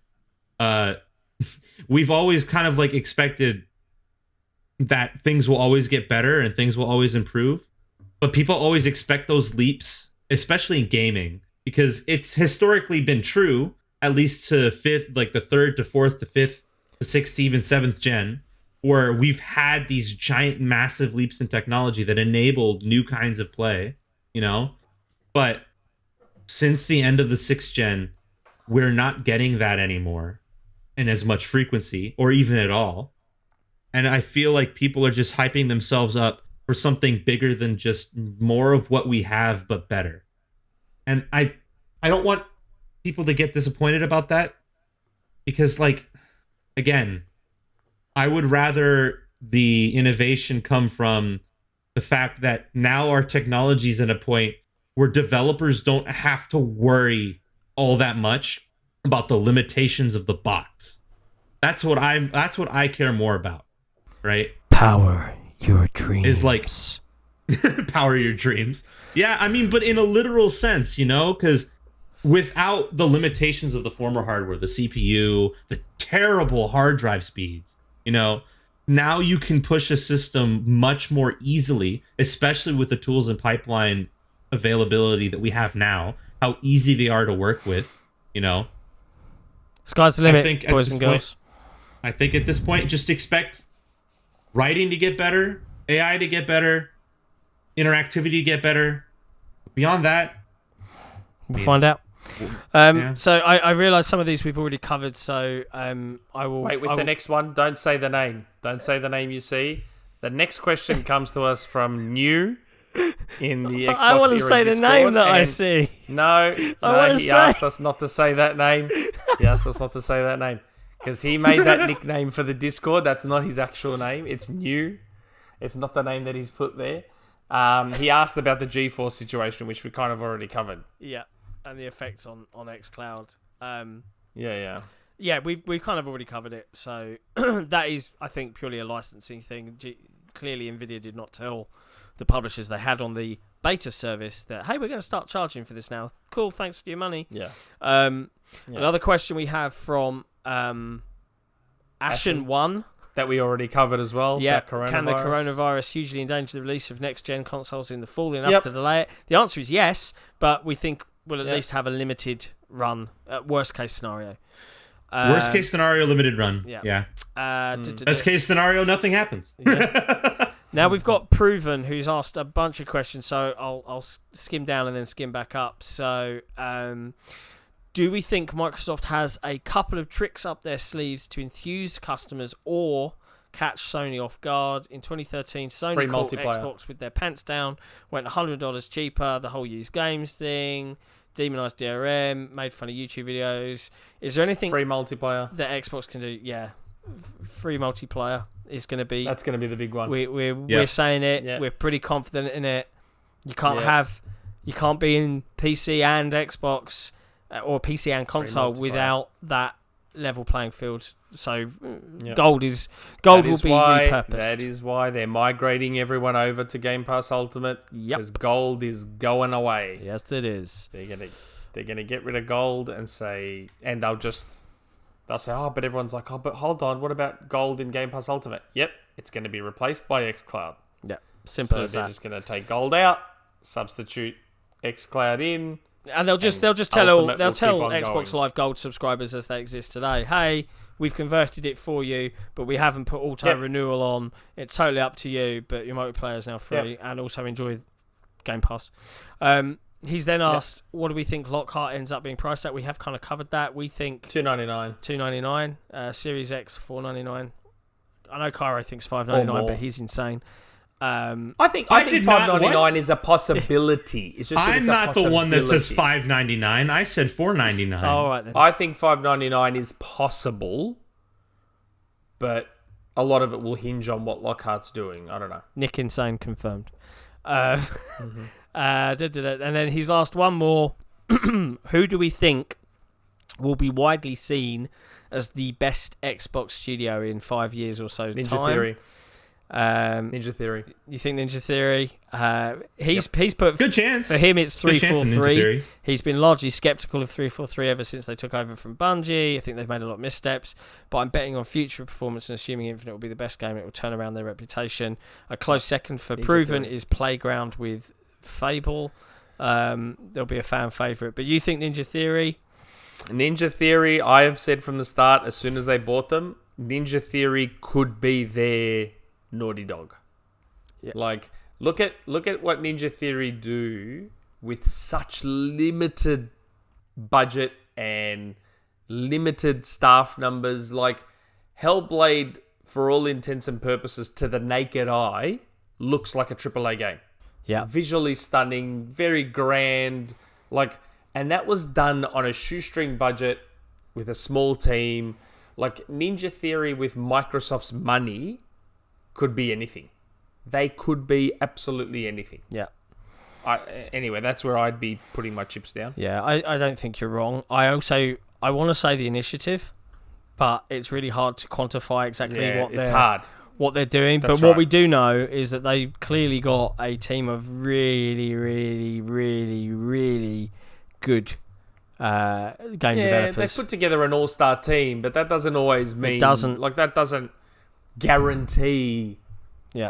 results. Yeah. It doesn't technically guarantee results. I think Ninja Theory was a very like wise any bet. team, teams need time to get to know each other. Teams need time to know how each other works. To form a teams culture. Need time. That's right. Yeah. So there's no guarantee of anything with initiative. Whereas, Playground have sort of kind of already had access to Microsoft money, and Turn 10 has helped them, and they've had access to that tech. So we're kind of... We know not that we've seen Playground's best necessarily, but with Playground, look at Forza Horizon. How much better can it look? How much better can it play? How much, we've seen all it can be. Yeah. So we kind of know Fable, we have an idea. Fable's going to be stunning. We do have an idea of what they're going to do. Yeah. With Ninja Theory, we've scratched the surface. Yeah, it's You exciting. know what I mean? It's exciting. We don't know what Ninja Theory could be with the resources they now have at their disposal. Yeah. So for me, it's Ninja Theory anyway. Yeah. We did also have an extra question from New, who asked for our expectations of Anthem 2.0. I have no expectations. I like Anthem 1.0. So for me, 2.0 can only be better.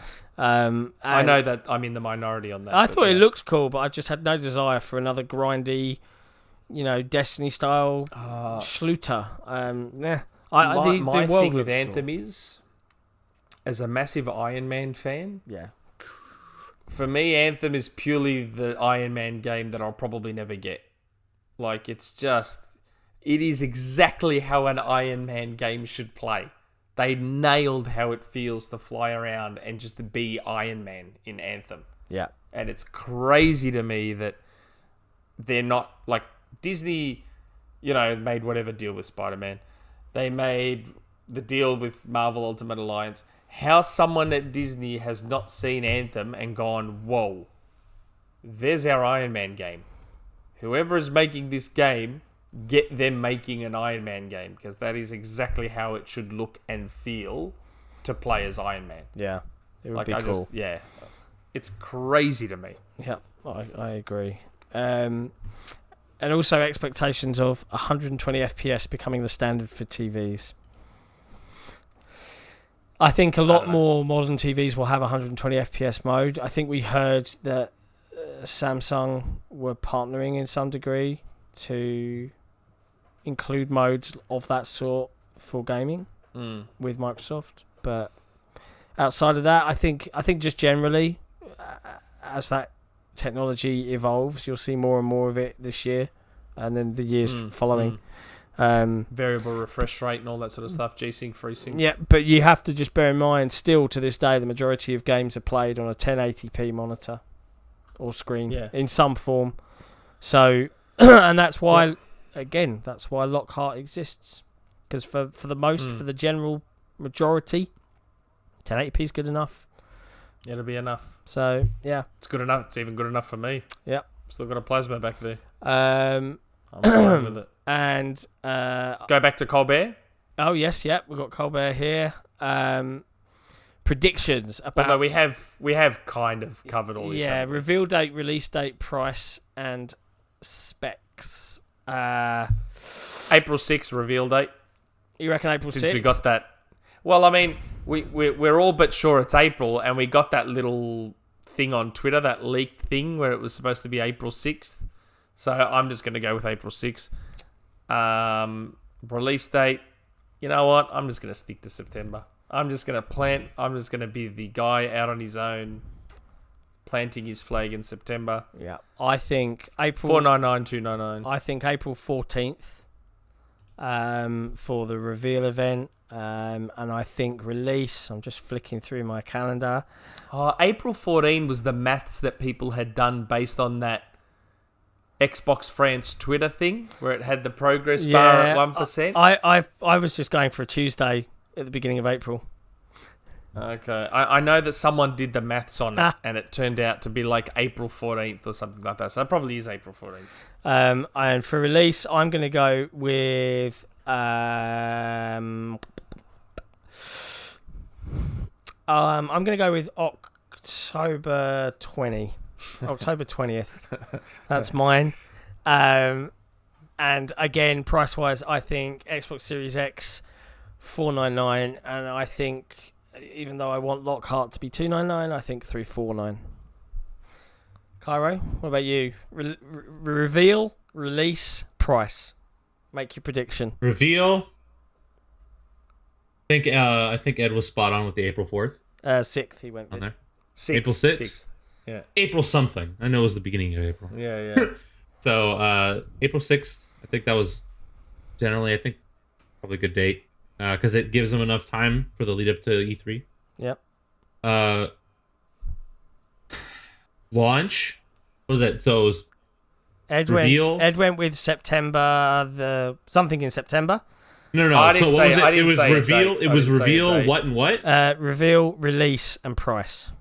Reveal, release, price. Reveal, April 6th.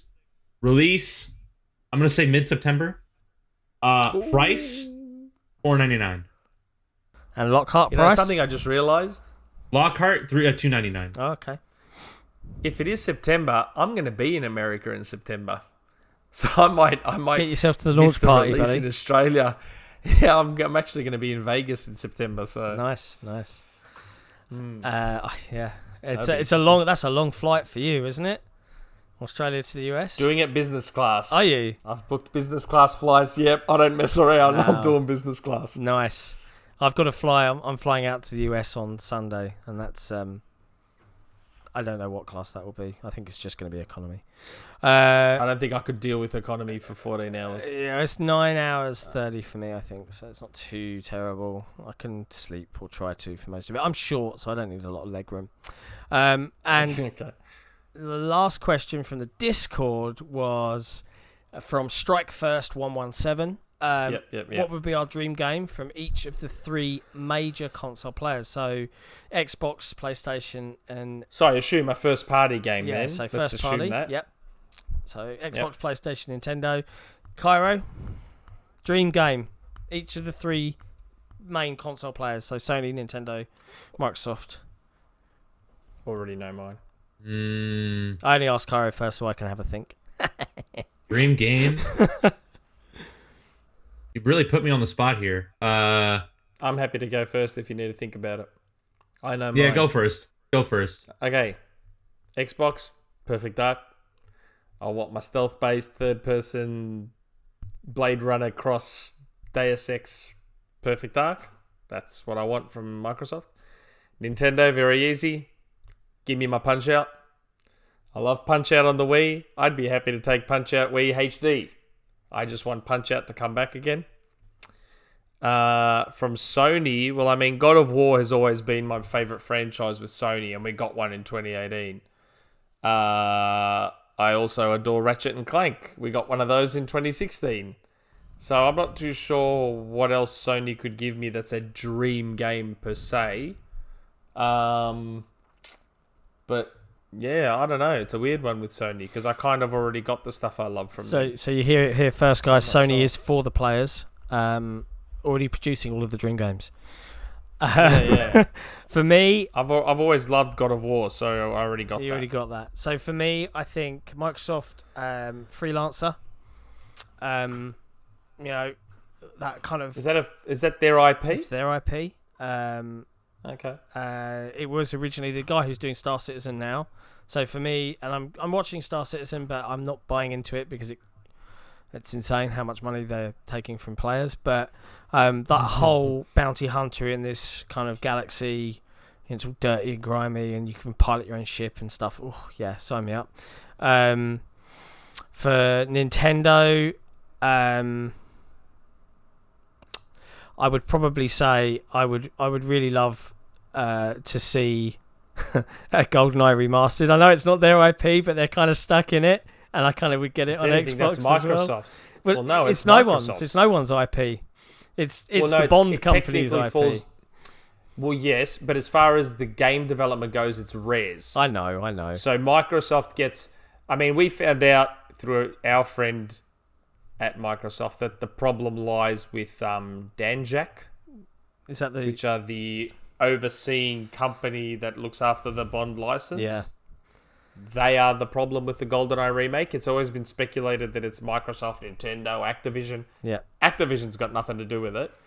It's between Danjak and then after Dan. So if Danjak were to turn around tomorrow and say, you know what? Let's go with it. Bring back GoldenEye. It would then be between Microsoft and Nintendo. So Yeah. odds are you'd be getting that 4J remake, Anyway. like the Perfect Dark one. It would get ported and you'd get it on Switch and Xbox. Yeah, it'd be nice, wouldn't it? And then Yeah. It for would. Sony, I would love a Colony Wars. I'd love to revisit Colony Wars. That was a big favourite of mine back in the day. I loved all the neon blasty Again, shoot. is that it, their IP? I've got no idea. It was a first party game back then. I can't remember. I don't Oh, okay. pay attention that much. There I go, Kairo. You've had loads of time. Oh, sorry. So- Can I just realised my Sony one. Sorry. Now that you said, you just triggered something in my head that reminded me, because Sony now owns an IP that we all love, Sunset Overdrive.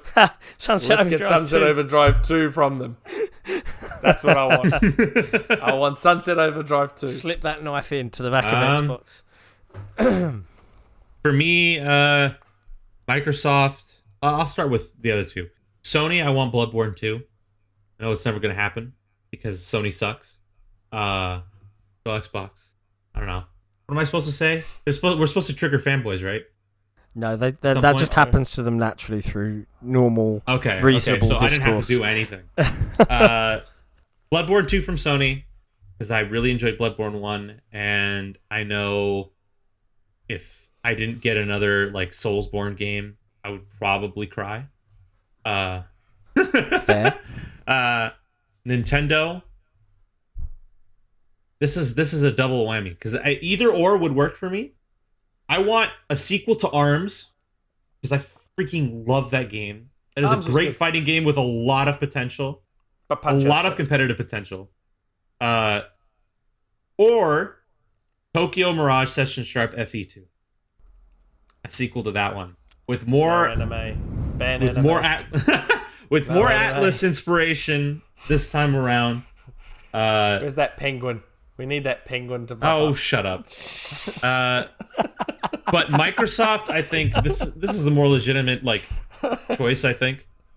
I want a Shadowrun RPG. Oh, that's a good Third person, choice. not even just an RPG, a noir RPG in the Shadowrun universe. Third person, very slow paced, very quiet game, very Blade Runner-esque in terms of its narrative like presentation. Mate. Yeah, stop. But a Shadowrun noir RPG from, let's say, Obsidian? Obsidian.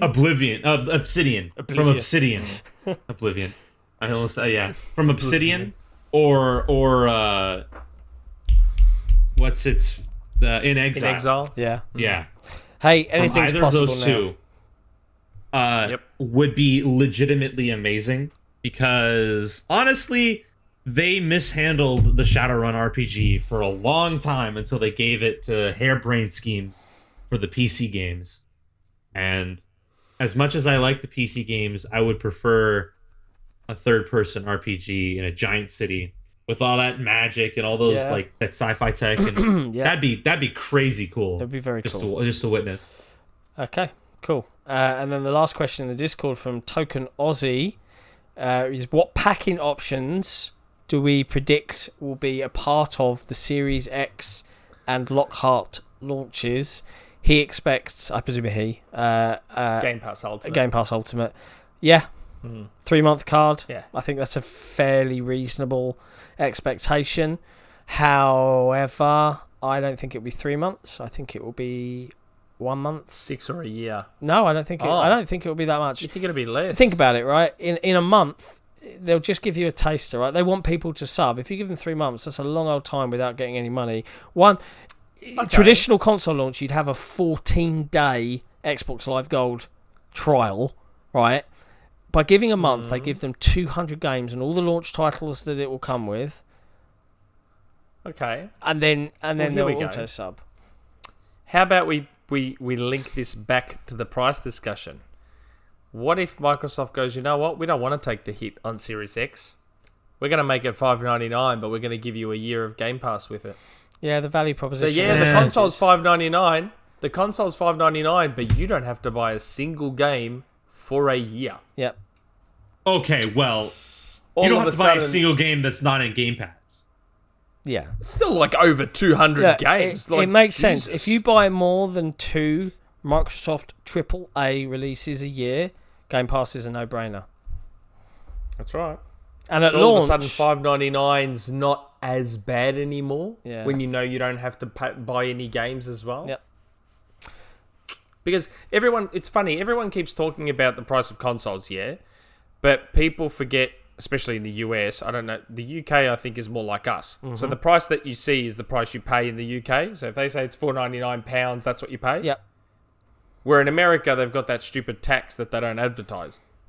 So $3.99 is not actually the price they're paying. They pay more than that.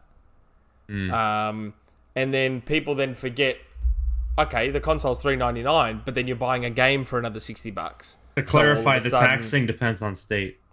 Yeah, that's right. It's different in every state. And I think Oregon's the only one that doesn't have the tax? No, not only Oregon, I think a couple other Midwestern states don't have sales tax. So, and then, so all of a sudden, it's actually $4.60 when you include a game. So all of a sudden, you're creeping up to that $5.99.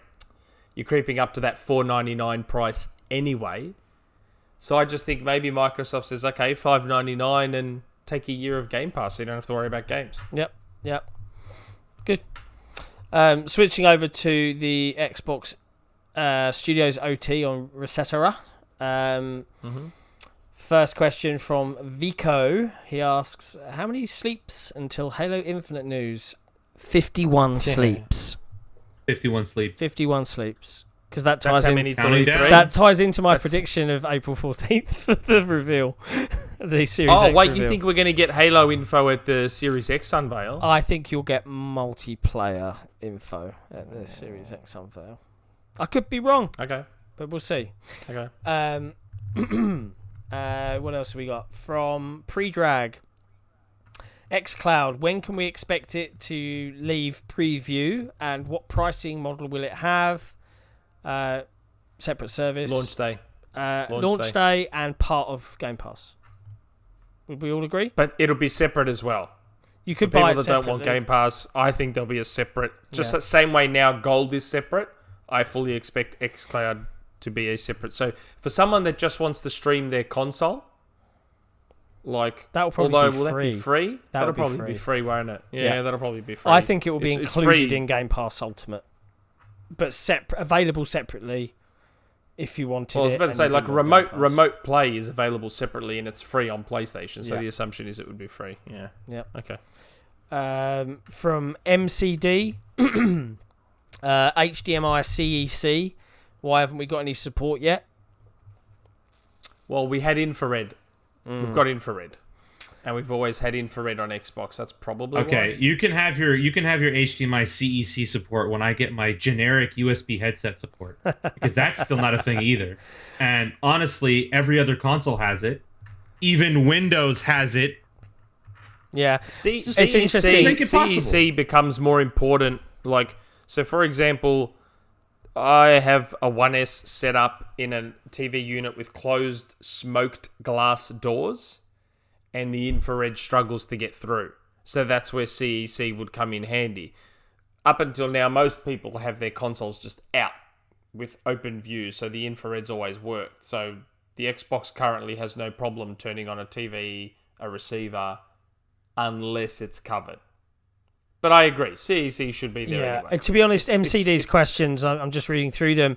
I think they're making a point here that MS in general is excellent at complex tasks, but perhaps lets themselves down with simple ones. So he's rounded up a bunch of things from a service perspective that could just be, quality of life improvements. So CEC support, remembering more than one Wi-Fi password, which is something is really annoying. I find my console often forgets, and you have to re-enter it if you switch to a different one. Allowing it to download multiple things at once. Ability to update everything in the queue, and more regions. United Arab Emirates and Saudi Arabia aren't the two only Arab-speaking countries, surely. So I think that's a general question. I think Microsoft in general, I think they've formed an internal team now, and I think they're doing more localization and things like that. I think we've seen that with Gears 5 and other releases. My only hope is that they get better at those things. If they want to be on that global stage and not have that constant America only or America and UK only kind of motif around them, then they need to focus on this kind of stuff. So yeah, good questions, but yeah, we'll have to see how they handle that for the Series X launch. HBC_XL asks, what random non-essential feature would you want on the Series X to make it feel like a truly premium product? And he's offered an example here. Wireless charging on the console. So you lean your controller up against it and it wirelessly charges against the base. That'd be cool. That's cool. That's a cool idea. I would like the light. USB-C. Yeah, I know you want USB-C. I would like the light in the top of the Series X to be customizable. So you could change it to fit within your decor of whatever room you place it in. So it's not always green. You can make it blue, red, pink, whatever. That would be nifty. For me, it's the finish. I'd like the finish, the material it's made of, to have that nice feel to it. That kind of it'd be nice texture. If there was a way, we've already said this before, but it'd be nice if there was a way we could turn the logo when we have the console on its side. Yeah. Like, and seriously, the way Sony did it on the PS2, it felt cool. Like when you turn the PS2 and you just turn the little logo, it would click into place. It felt nice on the PS2. Yeah. I hope they do that. Yeah.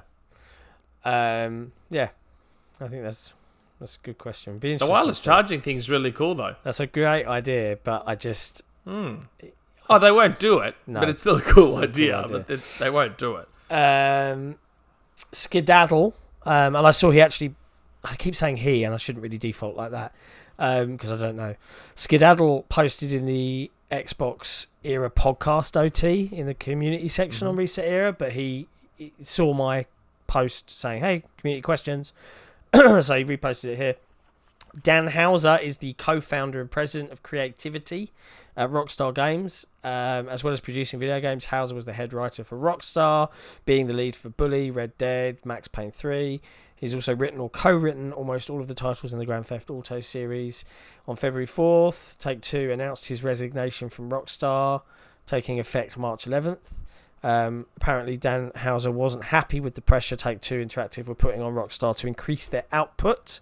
Question for us is, would Phil Spencer pull out all the stops to bring Dan Houser to Xbox Game Studios, if this means building a studio from the ground up around him like they did with the initiative? I doubt it. No. He's probably more trouble than he's worth. Please no. I like that Microsoft generally makes games that feel good to play. a studio run by Dan Houser means that would no longer happen. I just no. Yeah. Sorry. Yeah, I doubt it massively. I think it's funny. While we're talking about this, it's funny. There was some guy on Twitter was doing some kind of digging and came to the conclusion that Corey Barlog might be leaving Santa Monica and could potentially be replacing Rod at the Coalition. No, because I know that's what I said. Like, I replied to him. I'm like, "Are you just pulling this from your ass? Like, where's this coming from?" Like, I think he was saying that he was looking at all the job listings for Coalition, and there wasn't one for Rod's position. And he says that that would indicate they've already found their replacement. And then he was talking about how Corey was talking about being in Seattle, and they've been frequently visiting Vancouver, and he was just connecting putting all two these and two dots. together and getting 5. Yeah, he was connecting all these dots, and that maybe Corey Barlog is going to be taking over the Coalition. I'm like, oh, I don't think that's going to be happening. But no, probably not. We'll have to wait and see what happens on that. Yeah. And then Jimmy1984 has asked, can we have some updates on Age of Empires 4? Will it be shown at E3? Yes, I would imagine it will be shown at E3. We'll ask Adam. But we'll ask Mr. Eyes Green ask Adam to see if he can maybe pop along at some point soon and talk Age of Empires 4 with us again. We'll get him in. See what's going on. And then lastly, of course, there's a lot of questions. So on Twitter, we have Michael Hollow Matheny. 2 questions. First is, if Xbox were to create an in-house Japanese game studio, what type of games or first game from said created studio would we like to see? Would we personally like to see? My assumption is Danhauser Studio, right? No. If What? Microsoft were to create... Sorry, what was the question?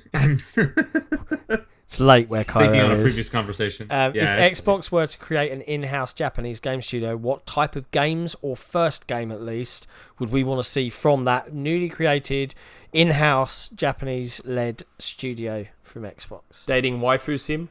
Yeah. What kind of anime trash would you want to see, Kairo? Tell us. Okay, hold on.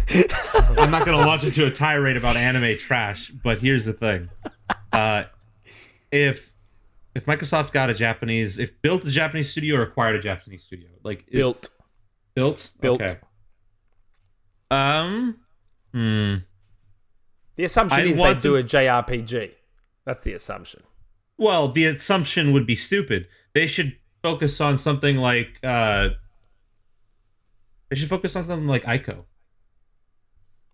an experiential game. Yeah. I think that would be interesting. I don't play... Be different than a freaking JRPG. We already have plenty of those. Yeah, I don't play enough of those types of games to really have an opinion. Yeah. But yeah, something... I'd love to see something like Ninja Gaiden, however you say it. The other question of his 2-part question was, if they were to purchase a Japanese studio, which one particular Japanese studio would you like to see? Can't be a publisher? Can't be a publisher? Can't Why be not? A publisher. I don't think he'll mind if we put publisher. Sega or Capcom. Yeah. Just get all that IP in one hit. Is Sega AM2 still a studio? No idea. If AM2 is still around, I'd like them to grab AM2 from Sega. Yeah. I know they're not the AM2 they once were, but why still. Not? Any thoughts, Kairo? If they were to purchase a Japanese studio, who would you want them to purchase? Miss Walker. I've said this before, haven't I? Multiple times? Yeah, Miss probably. Walker should be on the acquisition list because they already have history with Sakaguchi. I would like From Software. I want a Lost Odyssey too. Just for the hilarity of it, more than anything else. Lost Odyssey 2 would be great, honestly. If it's a JRPG, then I want it to be Lost Odyssey 2. Actually, let them buy. Their name has changed now. Please let me look up their name. They used to be Aki, the guys that made the wrestling games on Nintendo 64. They now have a new name. So, what are they called now? I wish I could remember what they're called. They have a new name now. I'd like Microsoft to buy them and have them make wrestling games again. There you go, Michael. I hope that answers that question. Daniel Kolner at Ageratos Henosis. God. He's asked, I've seen a supposed leak that the Xbox reveal this April with an event. Does anyone think the full launch is that near? Apparently, Sony are leaving events. Maybe they're going to delay the PS5 2021. If that's so, Microsoft can beat them to launch. As I heard, Microsoft has other manufacturing locations. We did pretty much cover all of this. Yeah. Yep. And he's also chucked in, great show, guys. He's from South Australia. Thanks for answering his question last episode. It's always nice to hear. Probably from Adelaide. Hypernova 474. Do we think Xbox will have Xbox Game Studio Publishing do large AAA titles in the future, or will it just be indie and AA titles from now on? No, I think you'll see large AAA Microsoft Global Publishing games, like Dead Rising 3 for the Xbox One launch. I was about to say, Global Publishing themselves aren't developers, though, are they? No, that's what he's saying. So will we see Global Publishing do large AAA games? Yeah, of course. Yeah. Like Rise. Yeah. Like Sunset Dead Overdrive. Rising. Like Dead Rising. Sunset Overdrive. You'll see bunches of sure. stuff like that. 100%. Yeah. And then lastly, Morventhus. What do we think about Gears for Breakfast working on Banjo-Kazooie? Gears for Breakfast are the developers for, if memory serves, A Hat in Time. I think it could work. Apparently Hat in Time was a pretty good game. It could work. Yeah. I never played A Hat in Time, so I can't say, but I heard it's a really good game. So, yeah. I wouldn't be adverse to it. It'd be nice to see Banjo again, let's be honest. I don't think I'd want Playtonic on it, because I don't hear the greatest things about Yooka-Laylee. No. Although the 2D Yooka-Laylee is supposed to be really good. Yeah, that was clearly a more focused design. But yeah, that brings this episode's community questions to a close. And with that, I think it's a time to look back to our past. Back to an era of mascots and platforming, of days gone by where heroes could rise and fall in a single generation or even a single game. Ed. You forget how many there were back then too. It's so easy to forget because we basically have Sonic, Mario, and Crash now, and that's it. Yep.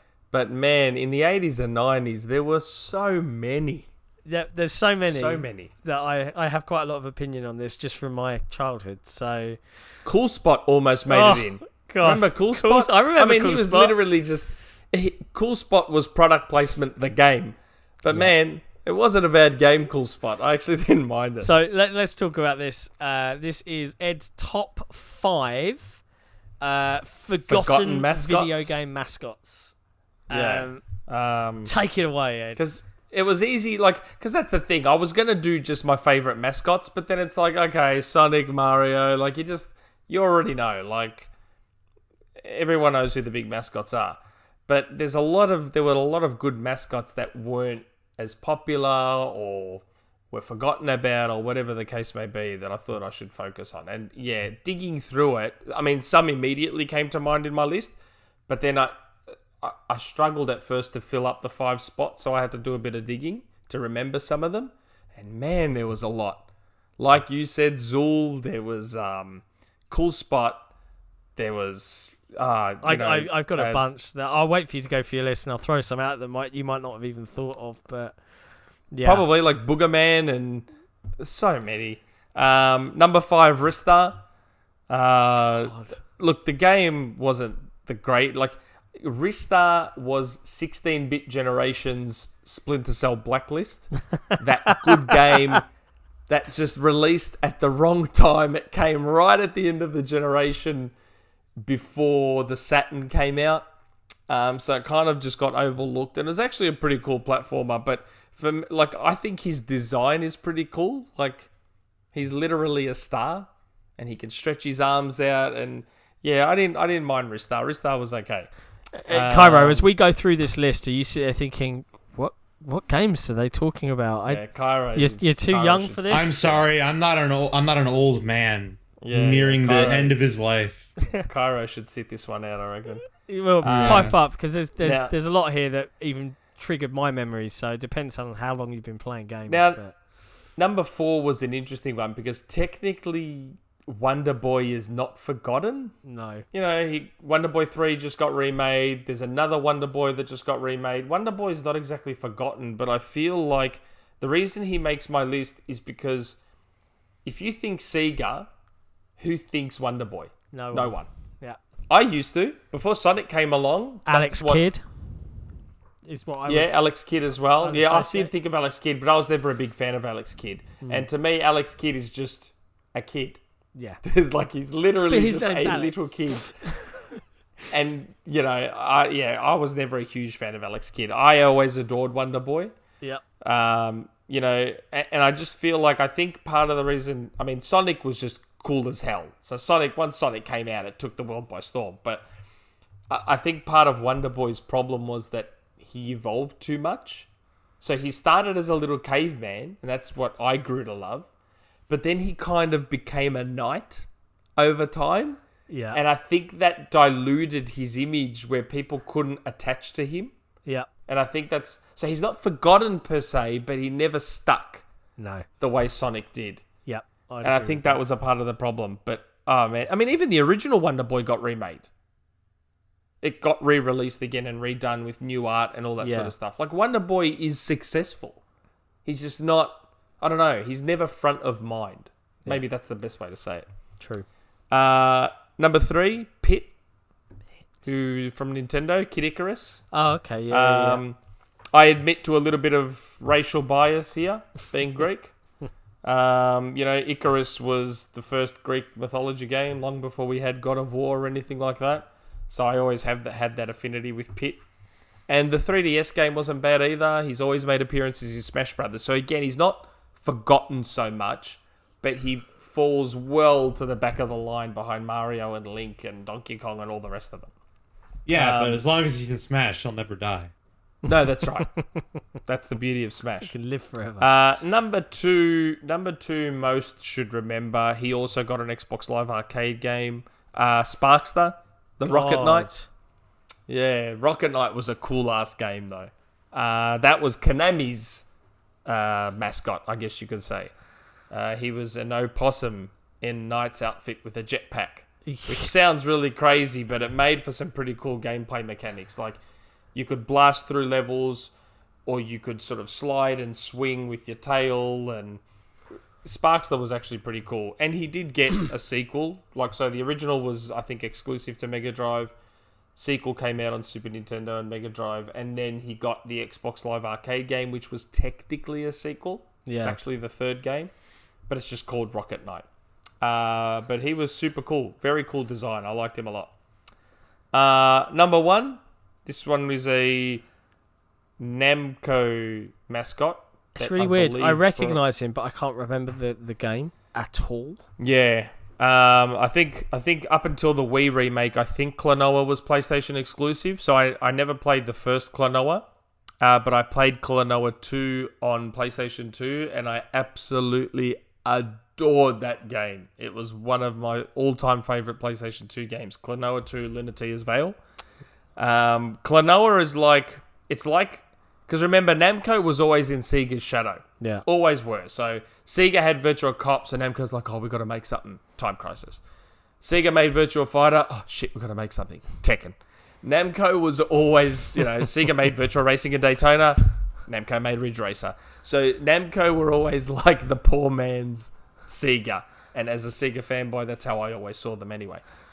So, Sega had Sonic, so it was like Namco saw Sonic, saw Mario, saw all these other mascots and said, we've got to do our own. Yeah. So it's like they mishmashed bits and pieces of them and came up with Klonoa, which normally would sound bad, but it's actually a fantastic game. But he looks a bit like Sonic. Yeah. Moves and has the powers kind of Kirby, sort of. But like, it's a shame that there's no backwards compatibility with. I don't know if Klonoa is one of the I don't think titles that you can re-download or anything like that. But if you can find a way to play Klonoa 2, it is seriously one of the best, most underrated platformers ever. Such a good game. And yeah, it's more my love for that game that has Klonoa at number 1. That's fair. It's going to be Sparkster, but I really, really love Klonoa. It's such a good game. See, now I look at that list and I can't help but feel that there is a bit of a Sega slant to it. You know, if I was to... Is there? Well, just in terms... No. I don't know. It's only 2 characters. It's only 2 characters that are Sega's. There's Nintendo's there, Konami's there, Namco's there. I guess maybe it just comes from that generation. I came in from a gaming perspective. You know, I was BBC Micro, Amiga, PS1, and then N64, then Xbox. So I missed the SNES, the NES. I mean, there's Bubsy. Yeah, but for me, like I know you mentioned in the beginning, Zool, which was sponsored by Chupa Chups or Chupa Chups, however you want to say it. Chupa Chups. On Amiga. Zool 1 and 2, absolutely. Zool came out on consoles, though. They did eventually get a console release, yeah. But I absolutely loved those games as a kid. James Pond. Ah, yes, RoboCod. I've got that on PlayStation 3 as a PS1 download. Super Frog. You might not recognise that one. That might have been Amiga exclusive. No, he had a little cape. He had a little cape.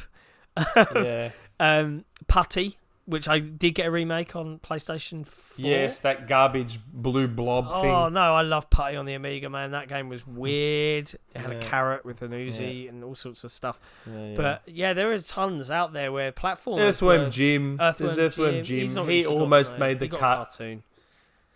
He's not forgotten. He almost made the cut. Boogerman... You know, literally just this dude that looks like a plumber that has these green tights and would pick his nose and flick it at people and fart and burp. There was a game on the Amiga called Pushover, which was a puzzle game, and it was sponsored by Quavers, which was weird, but I think it had a dog in it that stole the Quavers, and you were an ant, and you had to push domino blocks, and each block had different colours. I don't know. But yeah, there were a ton of games where that was the mantra, to come up with some sort of iconic character to sell the product with. And it's weird looking back like on that I mentioned earlier, there was Cool Spot, who was literally the big red dot in the 7-Up logo. Yep. And they just made a game out of it. And the funny thing is, the games weren't that bad. No. They were actually not that bad. I've got it on Game Gear still to this day. God. And yeah, I didn't mind it. It was just the red dot, and they gave him stick arms and stick legs and sunglasses. White boots and sunglasses. Go. You're a character now. Go play games. And that was all it was. Madness. It was pretty funny. Absolute madness. They would try anything back in the 90s. It was pretty good. Sega were the kings of product placement, though. Like, even as a kid, I loved it. To me, it helped the games feel more real. Seeing Coca-Cola in that skateboarding game they made, and you saw Pepsi in Fighting Vipers, and I actually used to love that kind of stuff personally. I know everyone thinks it's gross right now, but to me, it was cool. Like, you know, a lot of people don't realize that Crackdown 1, later in its life, they opened it up to in-game advertising. So in Crackdown 1, there were billboards throughout the city. Yeah. And towards the end, Microsoft actually were advertising on these billboards.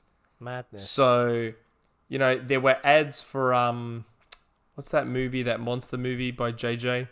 One of his first Super monster 8. movies. No. Cloverfield. Yes. There were ads for Cloverfield on the billboards in Crackdown at one point. Wow. It wasn't there at the start. It came much later after people had basically forgotten about Crackdown. And we saw that idea in Sunset Overdrive too, with the whole interactive advertising, billboards and shows and things. Sunset Overdrive 2. I don't know, just growing up, I used to love that kind of stuff. So is that why you love Death Stranding so much? Because of all the Monster energy drink placements? Yeah, that's why. That's why I love Death Stranding. Anyway, okay. Well, that was a lengthy episode, a meaty episode. I hope you all enjoyed it. As always, meaty. It was almost 3 hours. 2 hours 18. 2 hours 20. Calm down. Oh, okay. It's not almost 3. Only 40 minutes off, give or take. Yeah. as always, thank you for those that listen and subscribe and interact with us. It's fun to do and we enjoy doing it. So please keep reaching out and giving us comments and share what you think. Hit us up on Twitter. Kairo doesn't want to be disturbed, so he's elected to not share his Twitter handle.